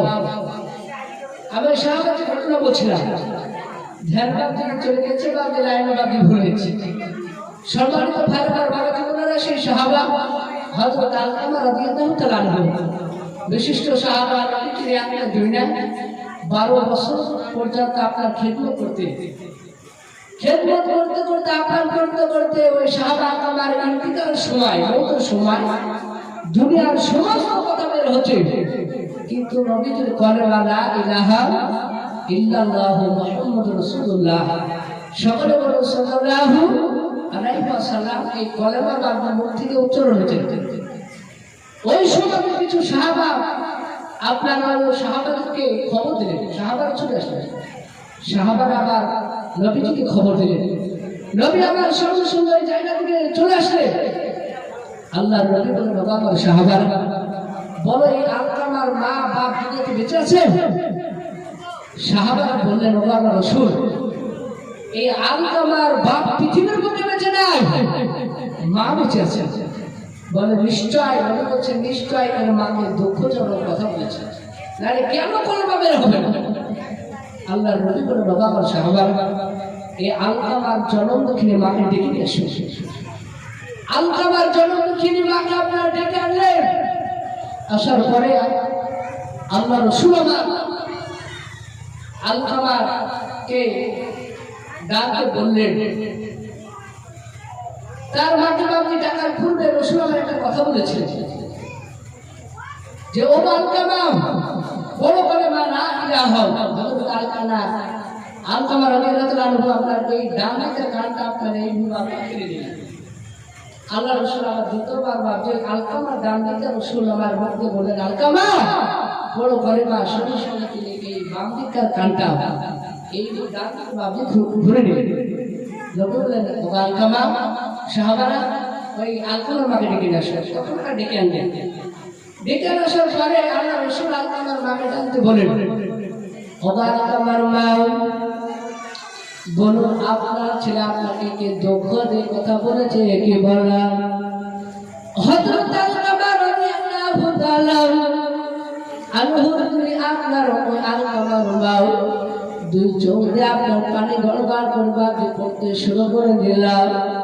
আলকামার মা ডাকতে বলো ও আল্লাহর নবী শুনে নেন আমার সন্তান আমাকে দুঃখ দিয়ে কথা বলেছে।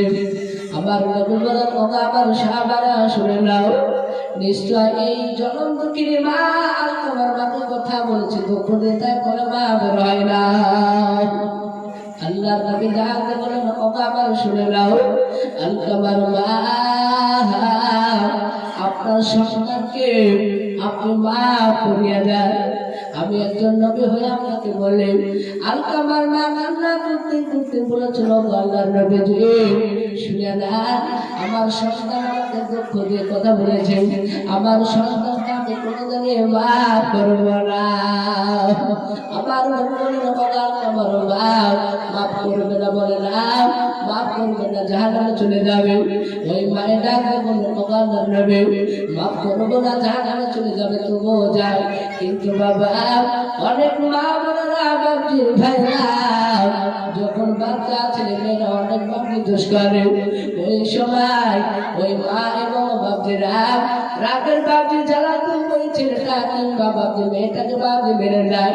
কিন্তু পরে দেখবেন ওই মা কিছুক্ষণ পর কিংবা আব্বা আবার ওই ছেলেটা বাপজি খোঁজ করে।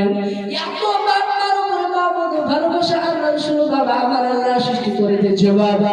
হযরত আলকামা রাদিয়াল্লাহু তাআলা আনহুর আপনার জনম দুঃখিনী মা আল্লাহর হুকুম বাবা এক জায়গা কাঠ জোগাড় করার পরে ওই কাঠে বাপকে আলকামার মার সম্মুখে আলকামাকে ওই কাঠে বাপকে আগুনে ফেলে দেওয়া হবে। আল্লাহর হুকুম হয়েছে ওই কাঠ জোগাড় করার পরে আপনার কাঠে বাপকে আগুন দিয়ে দিলেন। যার পর আল্লাহ নবীর সাহাবারা বাবা ওই আলকামার মার সম্মুখে আপনার আগুনে ওই আলকামাকে ফেলতে যাবে রে বাবা। ওই মাকে দেখে বাপকে আলকামার মাকে দেখে বলেছিলাম ও আল্লাহর নবীজি শুনে নেন আমি আমি ওই আলকামা আমার সন্তান আমার সম্মুখে আমার ছেলেকে আপনি পুড়ে দেবেন আমি সহ্য করতে পারবো না।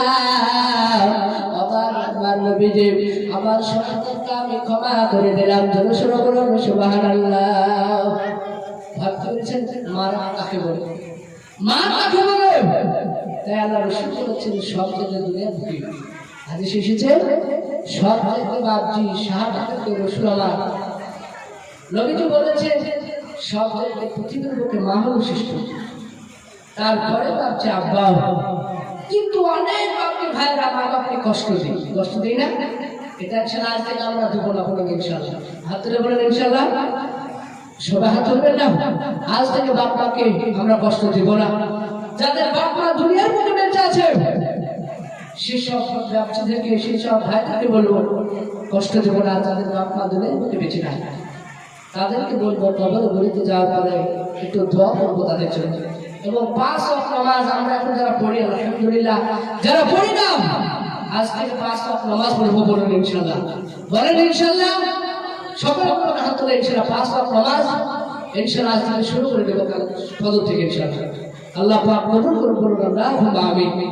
আমি বলছিলাম হযরতে আমার বিশ্ব নবীকে আপনার ওই সাহাবা আলকামা মা যখন মাফ করে দিলেন, সঙ্গে সঙ্গে আলকামা প্রথম কলেমা লা ইলাহা ইল্লাল্লাহ, এটা পড়েন, ঘুম আসছে বুঝতে পারছি, লা ইলাহা ইল্লাল্লাহ, লা ইলাহা ইল্লাল্লাহ, এ তৌহিদ का डंका आदम में, तौहीद का डंका आदम में, ए बाधी वाला कमरे वाला आकाले हक ला इलाहा इल्लल्लाह, ला इलाहा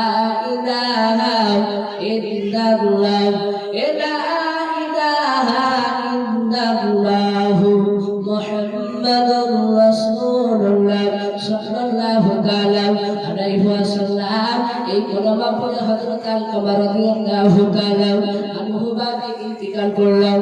সকলে বলুন ইন্না লিল্লাহি ওয়া ইন্না ইলাইহি রাজিউন।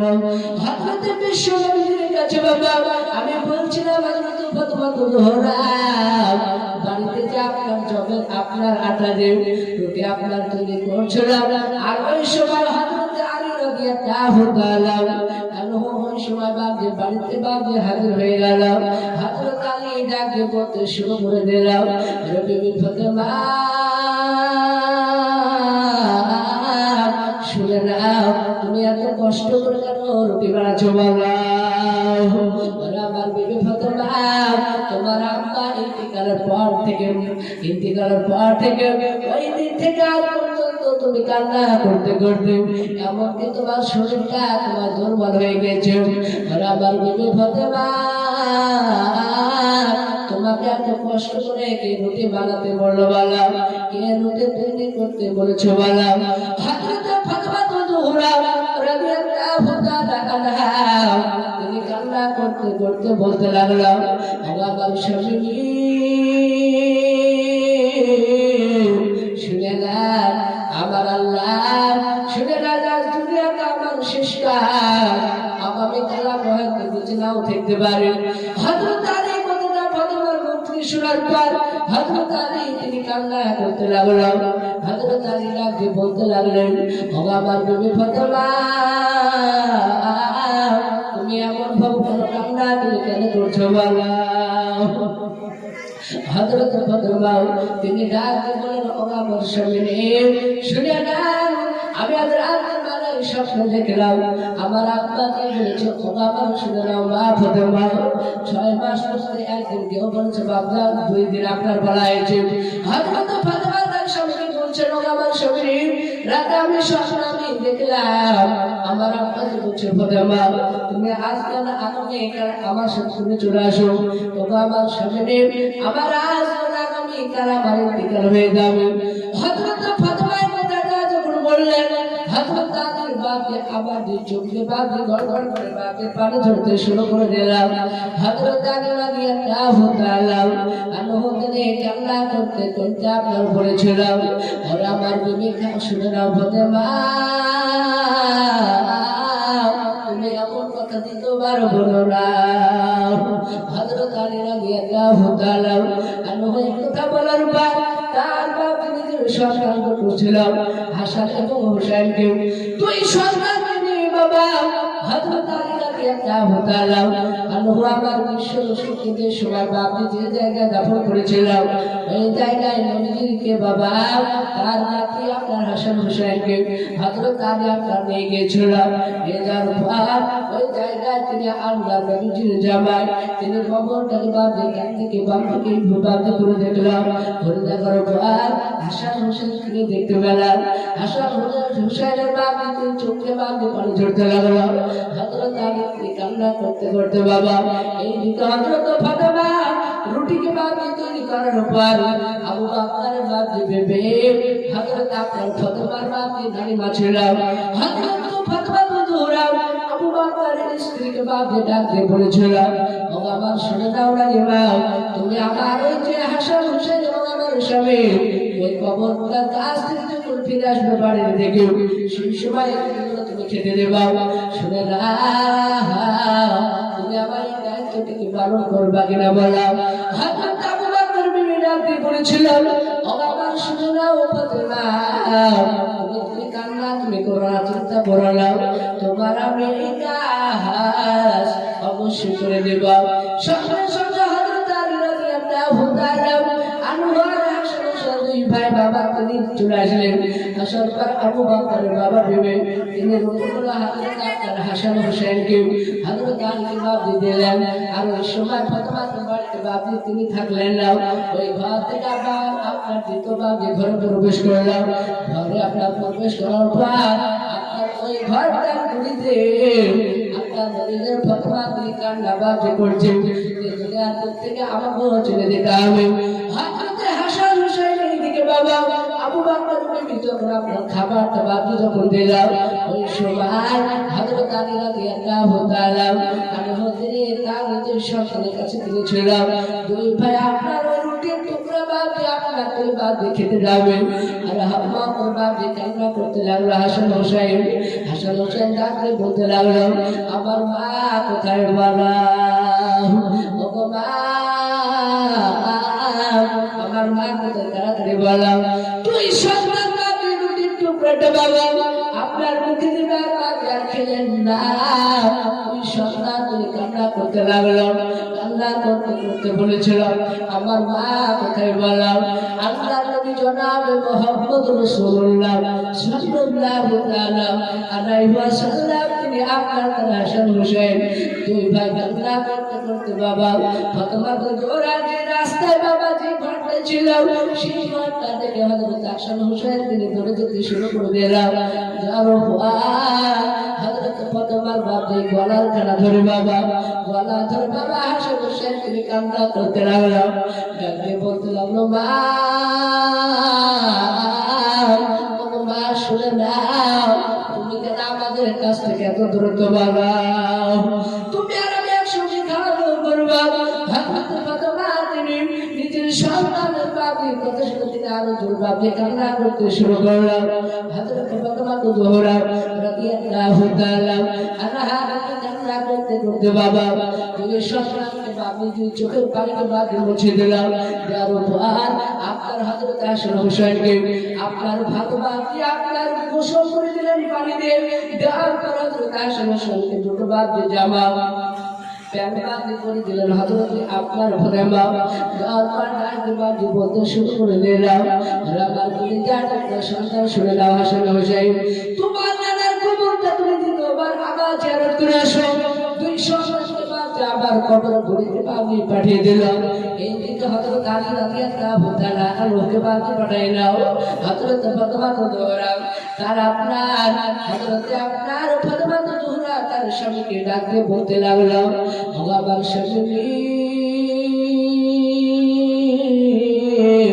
শুনে না আপনি আমার কাছে চলে আসুন আসার পর হযরত ফাতেমা তো জোহরা তিনি কান্না করছেন ডাকতে বলেন আমার স্বামী শুনে না আমার ইন্তেকাল হয়ে যাবে আজ না আগামীকাল শুনে নেন আপনার সঙ্গে আমার বিবাদ পর থেকে নিয়ে আজ পর্যন্ত হয়তো যদি আপনি আমার দ্বারা যদি আঘাত পেয়ে থাকেন তাহলে আপনি আমাকে অন্তর থেকে মাফ করিয়া দেন হযরত বিশ্বনবী জামাল হযরত আলী রাদিয়াল্লাহু তাআলা আনহু তিনি বাপের দিকের কথা আপনার শোনার পর দুই চোখে বাপে তেনারও বাপে পানি ঝরতে লাগলো একদিন বলবো আমার প্রাণের বিবি ফাতেমা কান্না তুমি করো না হযরত ফাতেমা তিনি কান্না তবু করে যায় হযরত আলী একদিন বলেন বিবি আমার দ্বারা যদি তুমি আঘাত পেয়ে থাকো তাহলে তুমি আমাকে অন্তর থেকে মাফ করে দেবে তাদের ছিল বাপের স্বামী স্ত্রী আজ আমাদের স্বামী স্ত্রীর মধ্যে মা খুব ভালোবাসা নাই বলে চলে আজ কয়েকদিনের ঘটনা বলছি বেলডাঙ্গায় বাপজি একটা জায়গায় বাপজি আমি মসজিদে নামাজ পড়ি প্রায় বাপজি মেয়েটা আমার কাছে বাপজি ফুল দিতে নিয়ে এসেছে বাচ্চা ছেলে দুটো বাপজি মেয়ে একটা ছেলে আসার পর বলছে মন্দির সাহেব আমার বিবাহ হয়েছে মির্জাপুর ছিলেন তো বেলডাঙ্গা ওখানে বিবাহ হয়েছে তা আমার স্বামী আমাকে ভালোবাসে না পর 1 বছর ভালোবেসেছে দেয়া আর ভালোবাসে কিন্তু আসে যায় আবার বিদেশে চলে যায়। সেই ওনার স্বামী আবার দ্বিতীয়বার বাদে আর একটা যুবতী নারীর সঙ্গে আপনার ভালোবেসে প্রেম সম্পর্ক বা প্রেম করে আমরা বিবাহ করেছি। বিবাহ করার পরে আর এই যে প্রথম তার বিবিকে দেখেন। আচ্ছা বলেন, যদি একটা যুবক যদি বিবাহ করার পরে একজন বিবিকে দেখে আবার যদি দ্বিতীয়বার যদি আর একটা বিবি করে, এটা শরীরে তো জায়গা আছে, কিন্তু এক মতে দেখতে হবে। এক মতে দেওয়া লাগবে। আপনি যদি এক কেজি জিলাপি কিনে যান তো আপনাকে দুই বউকে দুই স্ত্রীকে আপনার 500 করে ভাগ করে দিতে হবে। আর আপনি এক বিবিকে দিলেন 1 কেজি, আর বিবিকে দিলেন 250, চলবে না। এরকম আপনি আরেকটা ঘটনা, আরেকটা জায়গায় আমার বকুল থানা বাড়ি, মাছ ধরা হয়তো অনেকে চিনেন, কুলবোনা। সেই জায়গায় 5 দিনের আগে কুলবোনা, সেই জায়গায় একজন ব্যক্তি প্রায় মেয়েটার বাড়িতে 40 থেকে 42 বছর বসবাস। হক করে কামলা করতে করতে আমি ওয়াজ করে নামছি, এই সময় কি কথা বলছি যে সে আমার সামনে আমাকে ভালোবাসে না, আমাকে রেখে আমার বিবাহ করেছে, তুমি দিলে পাবো। এটা ভাবছি ঠিক না। ওরকম এখানে লোক আছেন কেমন বুঝতে পারো বাপ, আমাদের ওইখানে খাই বাবজি আছে এবং বেকারত বাবজি আমরা দেখলাম। এরকম বাবজি লোক যদি এই জায়গায় থাকেন, সেসব বাপজিকে সেসব বাপজিকে ভাইটাকে বলবো এ করা যাবে না। আপনার বিবাহ প্রয়োজন হয়েছে করেছেন, ঠিক আছে, কিন্তু একই নজরে দেখা লাগবে। হযরতে ওই মির্জাপুরের ঘটনাটা বলছেন, সেই মেয়েটা তিনি বলছেন আর আমার সাথে সম্পর্ক নাই, দুই চোখে পানি চলছে, মেয়েটা দেখতে পাচ্ছে ভালো খারাপ না। আমি বললাম মেয়েটাকে যে আল্লাহ পাক এর কাছে দোয়া করবো, আল্লাহ সব কিছু করতে পারে, আল্লাহ আল্লাহ সর্বশক্তিমান। আমি সেই বললাম তুমি চিন্তা করো না, তুমি আল্লাহ কাছে দোয়া করো, আল্লাহ যদি তত্ত্বে লিখে রাখে আরো তুমি চাইতে আরো ভালো তারা পৌঁছে। সেই বাচ্চাটা ছেলে ওই বাচ্চাটা আপনার আমার দিকে তাকে, বাচ্চা ছেলে হাসছে, অত কিছু বুঝতে পারবে না। বাচ্চা ছেলে কি বুঝবে, টাকা ছাড়া চেহারা দিকে ফেল করে। আর যেমন আপনারা আমার চেহারা দেখে তাকিয়েছে যে ডোমকুলার বিষয়টি আলোচনা করে শুনে, ওরকম বাচ্চা ছেলেটা বাবজি তাকাচ্ছে, চেহারা দেখে তাকে আমি তাকে বুদ্ধি দিলাম, আবার চলে গেল। আজ আমাদের এরকম বাবজি দুর্ঘটনা অনেক জায়গায় ঘটছে। আর একটা জায়গায় বাবজি বলছে যে আমার মেয়ের বিবাহ দিচ্ছি তো সামনে ভালোবাসতে না, মহব্বত করছে না। কিন্তু অনেক যুবক এরকম আছে, প্রথম বিবাহ করার পরে সেই বিবির সঙ্গে 8 বছর ঘর সংসার করার পরে আবার বিবিকে ফিরে আবার মজাকে বাবজি করলেন। এটা বাবজি করা যাবে না, সুরক্ষিতা জায়েজ নয়। নিজের বিবিকে রেখে আবার আপনি গোপনে গোপনে আপনি প্রেম করবেন। যখন গ্রামে একটা জলসা হয় তখন তার বিবিতে বলে আমার একটা জিলাপি আনো, আর আপনার বিবির দিকে আপনি তাকে আপনার এই বাংলা পাস দেখেছেন, ওই বাংলা পাসের মতো মুখটা হয়ে যায়। আর ওই যে প্রেমিকার সঙ্গে গেলে আপনার 1 কেজি 5 কেজিও কিনে দেয়। এরকম আপনি অনেক ঘটনা এসেছে, বলে আমাদেরকে। তো বাপ আমরা আজকে আজ আমাদের সমাজে পিছিয়ে যাবে। আজ আমাদের স্বামী-স্ত্রীর মধ্যে মহব্বত ভালোবাসা, যদি আজ প্রকৃতি যদি স্বামী-স্ত্রীর মধ্যে মহব্বত ভালোবাসা যদি থাকে, তাহলে আপনার ছেলে পেলে তার তো ভালো হবে। আপনি 5 ওয়াক্ত নামাজ স্বামী-স্ত্রী পড়বেন, দেখবেন আপনার ওই ছেলে মেয়ে তারা ছোট বাচ্চা ছেলে ওই আপনার নামাজ পড়ে দেখে তিনিও কিন্তু সিজদা করবে না, করবে। এরকম বাচ্চা অনেক হয়।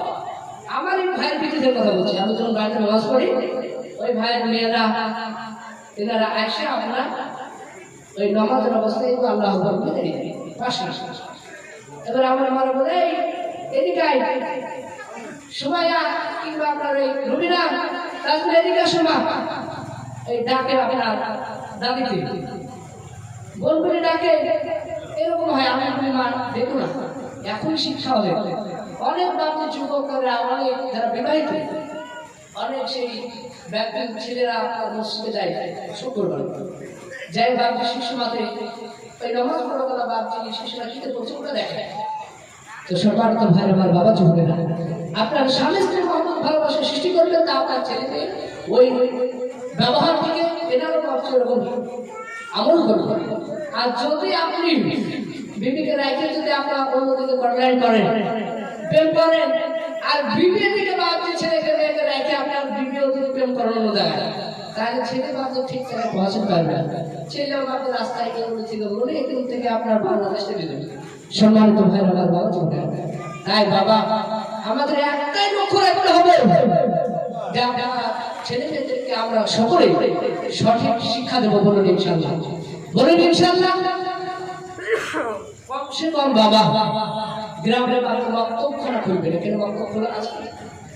আচ্ছা আলহামদুলিল্লাহ, আমি সন্তুষ্ট হলাম, কারণ আছে লেখা রবীন্দ্র বলেছেন যে গ্রামে একটা পড়াওয়ালা কোরআন শরীফ পড়াওয়ালা ছেলে কিংবা মেয়ে থাকে, সেই গ্রামের তরফ থেকে রহমত বর্ষিত হয়। ধরে বলুন সবার।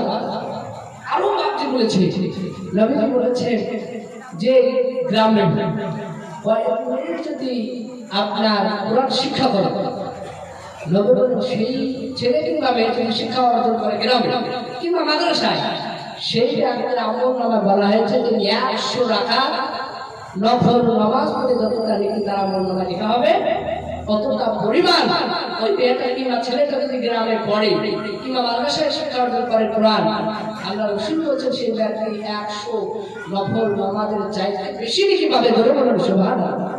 নবীজি আরো বললেন যে যারা ছেলে কিংবা মেয়ে একটা হাদিস মুখস্থ করে, নবীজি বললেন হাদিস মুখস্থ করে আপনার শিক্ষা অর্জন করে, নবীজি বললেন ওই যুবক বা যুবতী তার আমল নামায় 1000 নফল নামাজের চাইতে 1000 নফল নামাজ পড়ে যতটা নেকি পাওয়া যায়, কতটা পরিমাণ আপনার একটা হাদিস আপনার শিক্ষা করলে 1000 নফল নামাজের মতো নেকি পাওয়া যায়।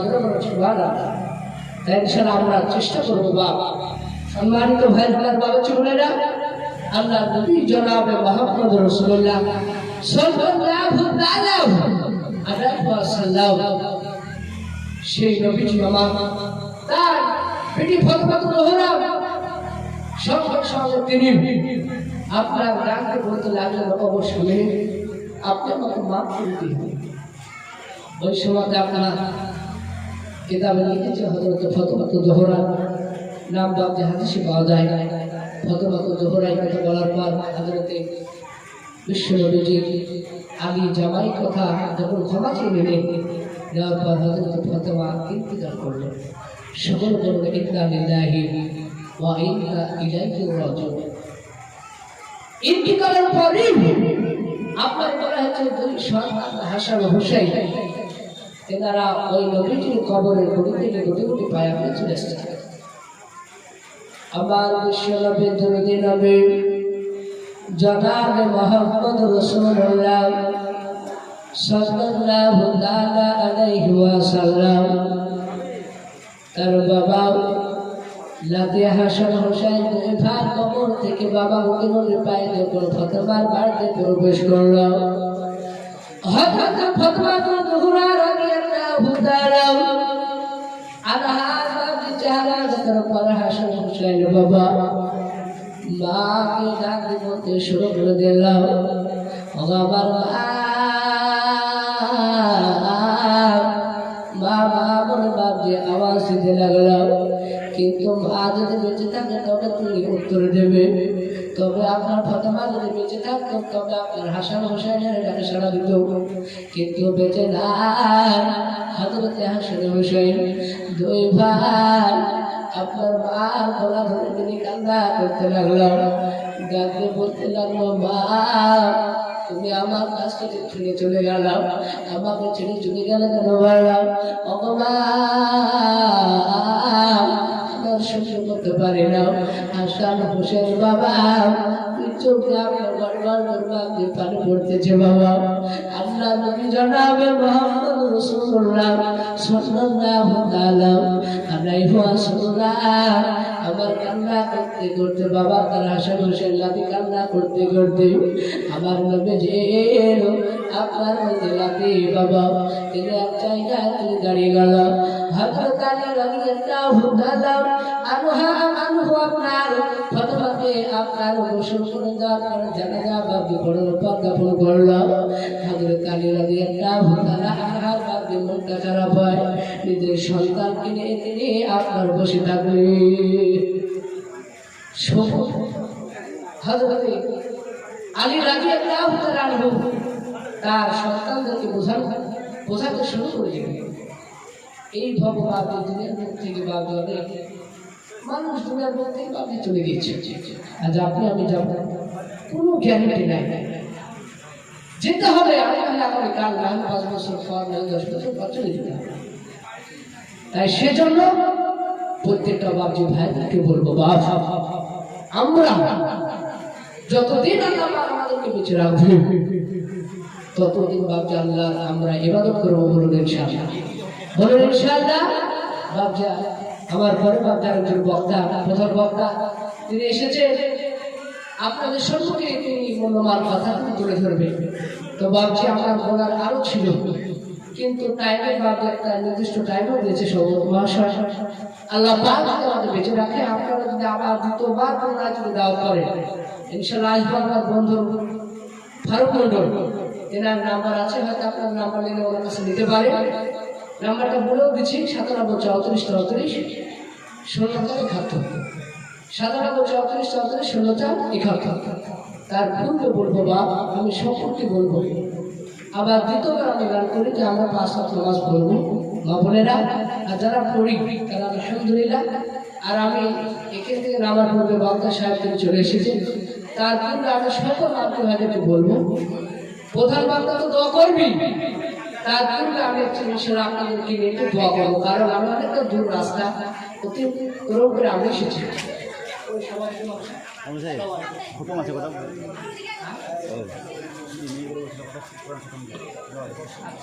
মেয়েরা কোরআন কত করেছেন তাদের জন্য একটু দোয়া হাসিল করবো।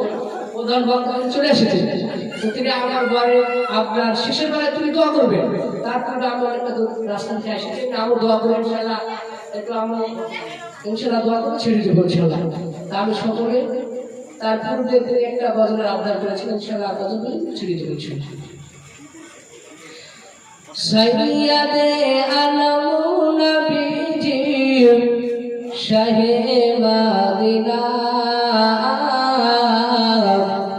আর মদিনা যাইতে নবী জাহানে রওয়ানা। সৈয়দে আলম নবীজি শাহে মদিনা,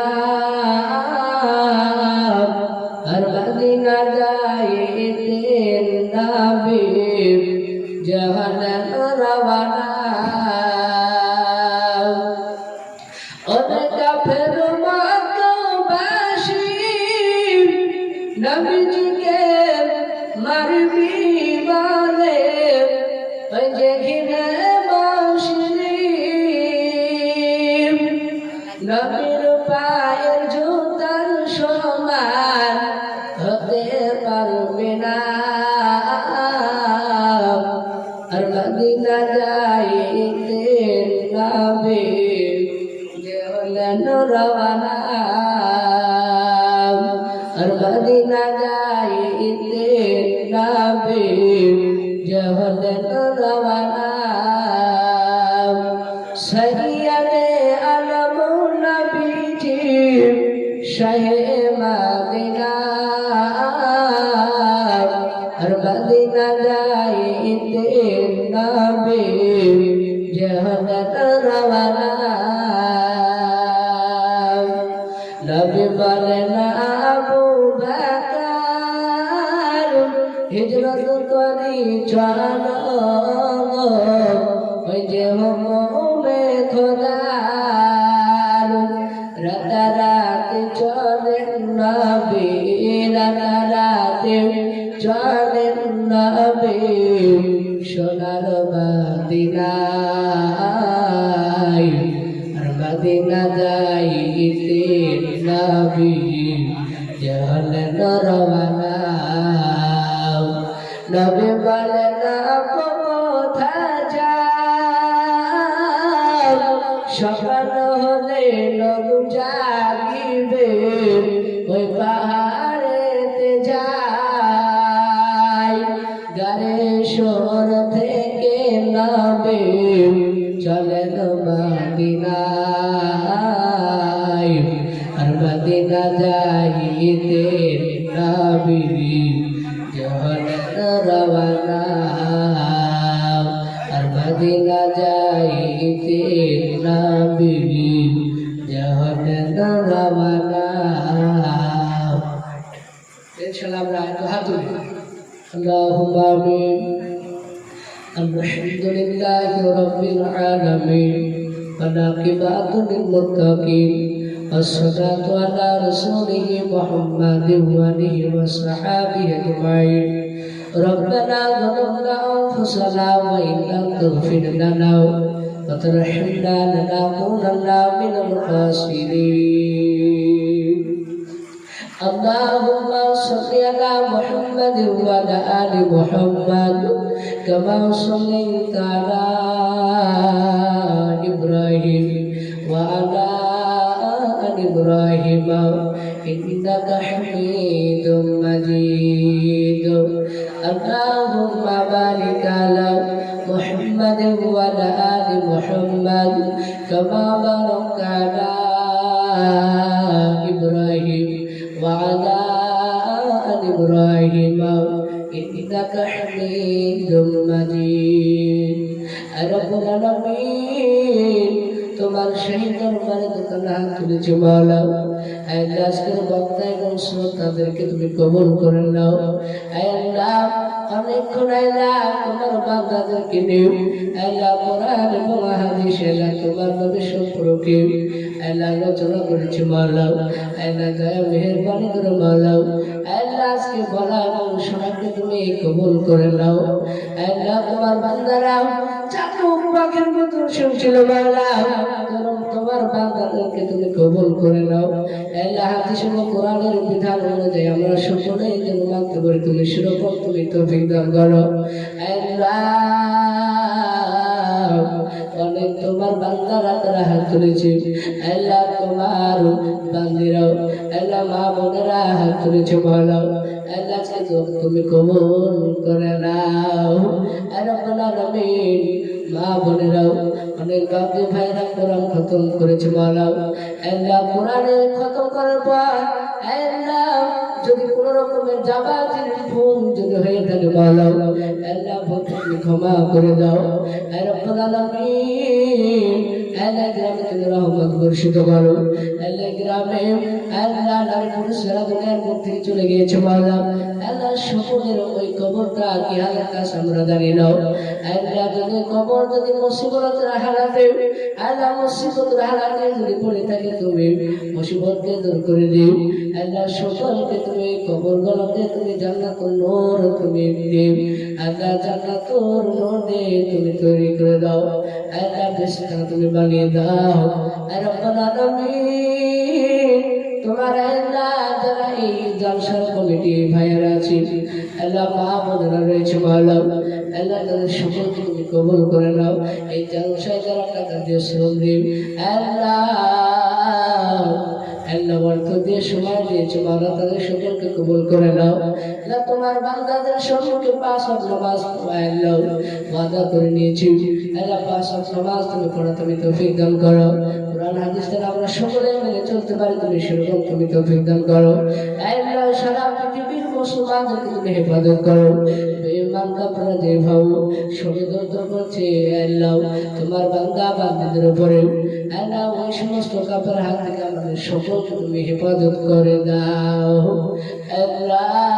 আল্লাহ তুমি রহমান তুমি রহিম তুমি সত্তা তুমি গফফার তুমি ওয়াহাব তুমি সেই করিম আল্লাহ আমাদেরকে তুমি কবুল করে নাও আল্লাহ আল্লাহ একসঙ্গে বেঈমানরা দাঁড়াও আল্লাহ তাদের হাত থেকে বিশেষ করে বেঁচে নাও সারা পৃথিবীর মাদ্রাসা মসজিদগুলোকে তুমি হেফাজত করো সুবহানা রাব্বিকা রাব্বিল ইজ্জাতি আম্মা ইয়াসিফুন ওয়া সালামুন আলাল মুরসালিন লা ইলাহা ইল্লাল্লাহু মুহাম্মাদুর রাসূলুল্লাহ সাল্লাল্লাহু আলাইহি ওয়াসাল্লাম।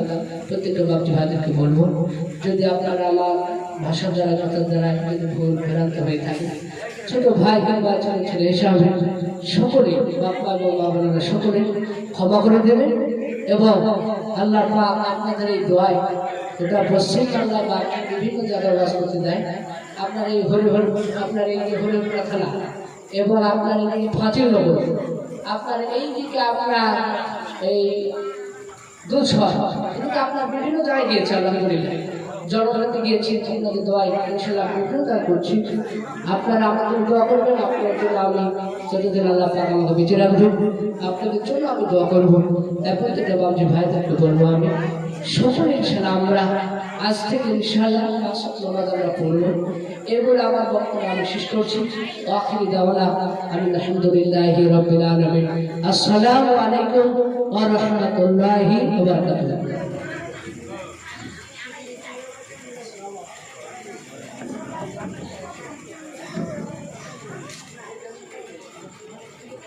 ওয়ালাইকুম আসসালাম।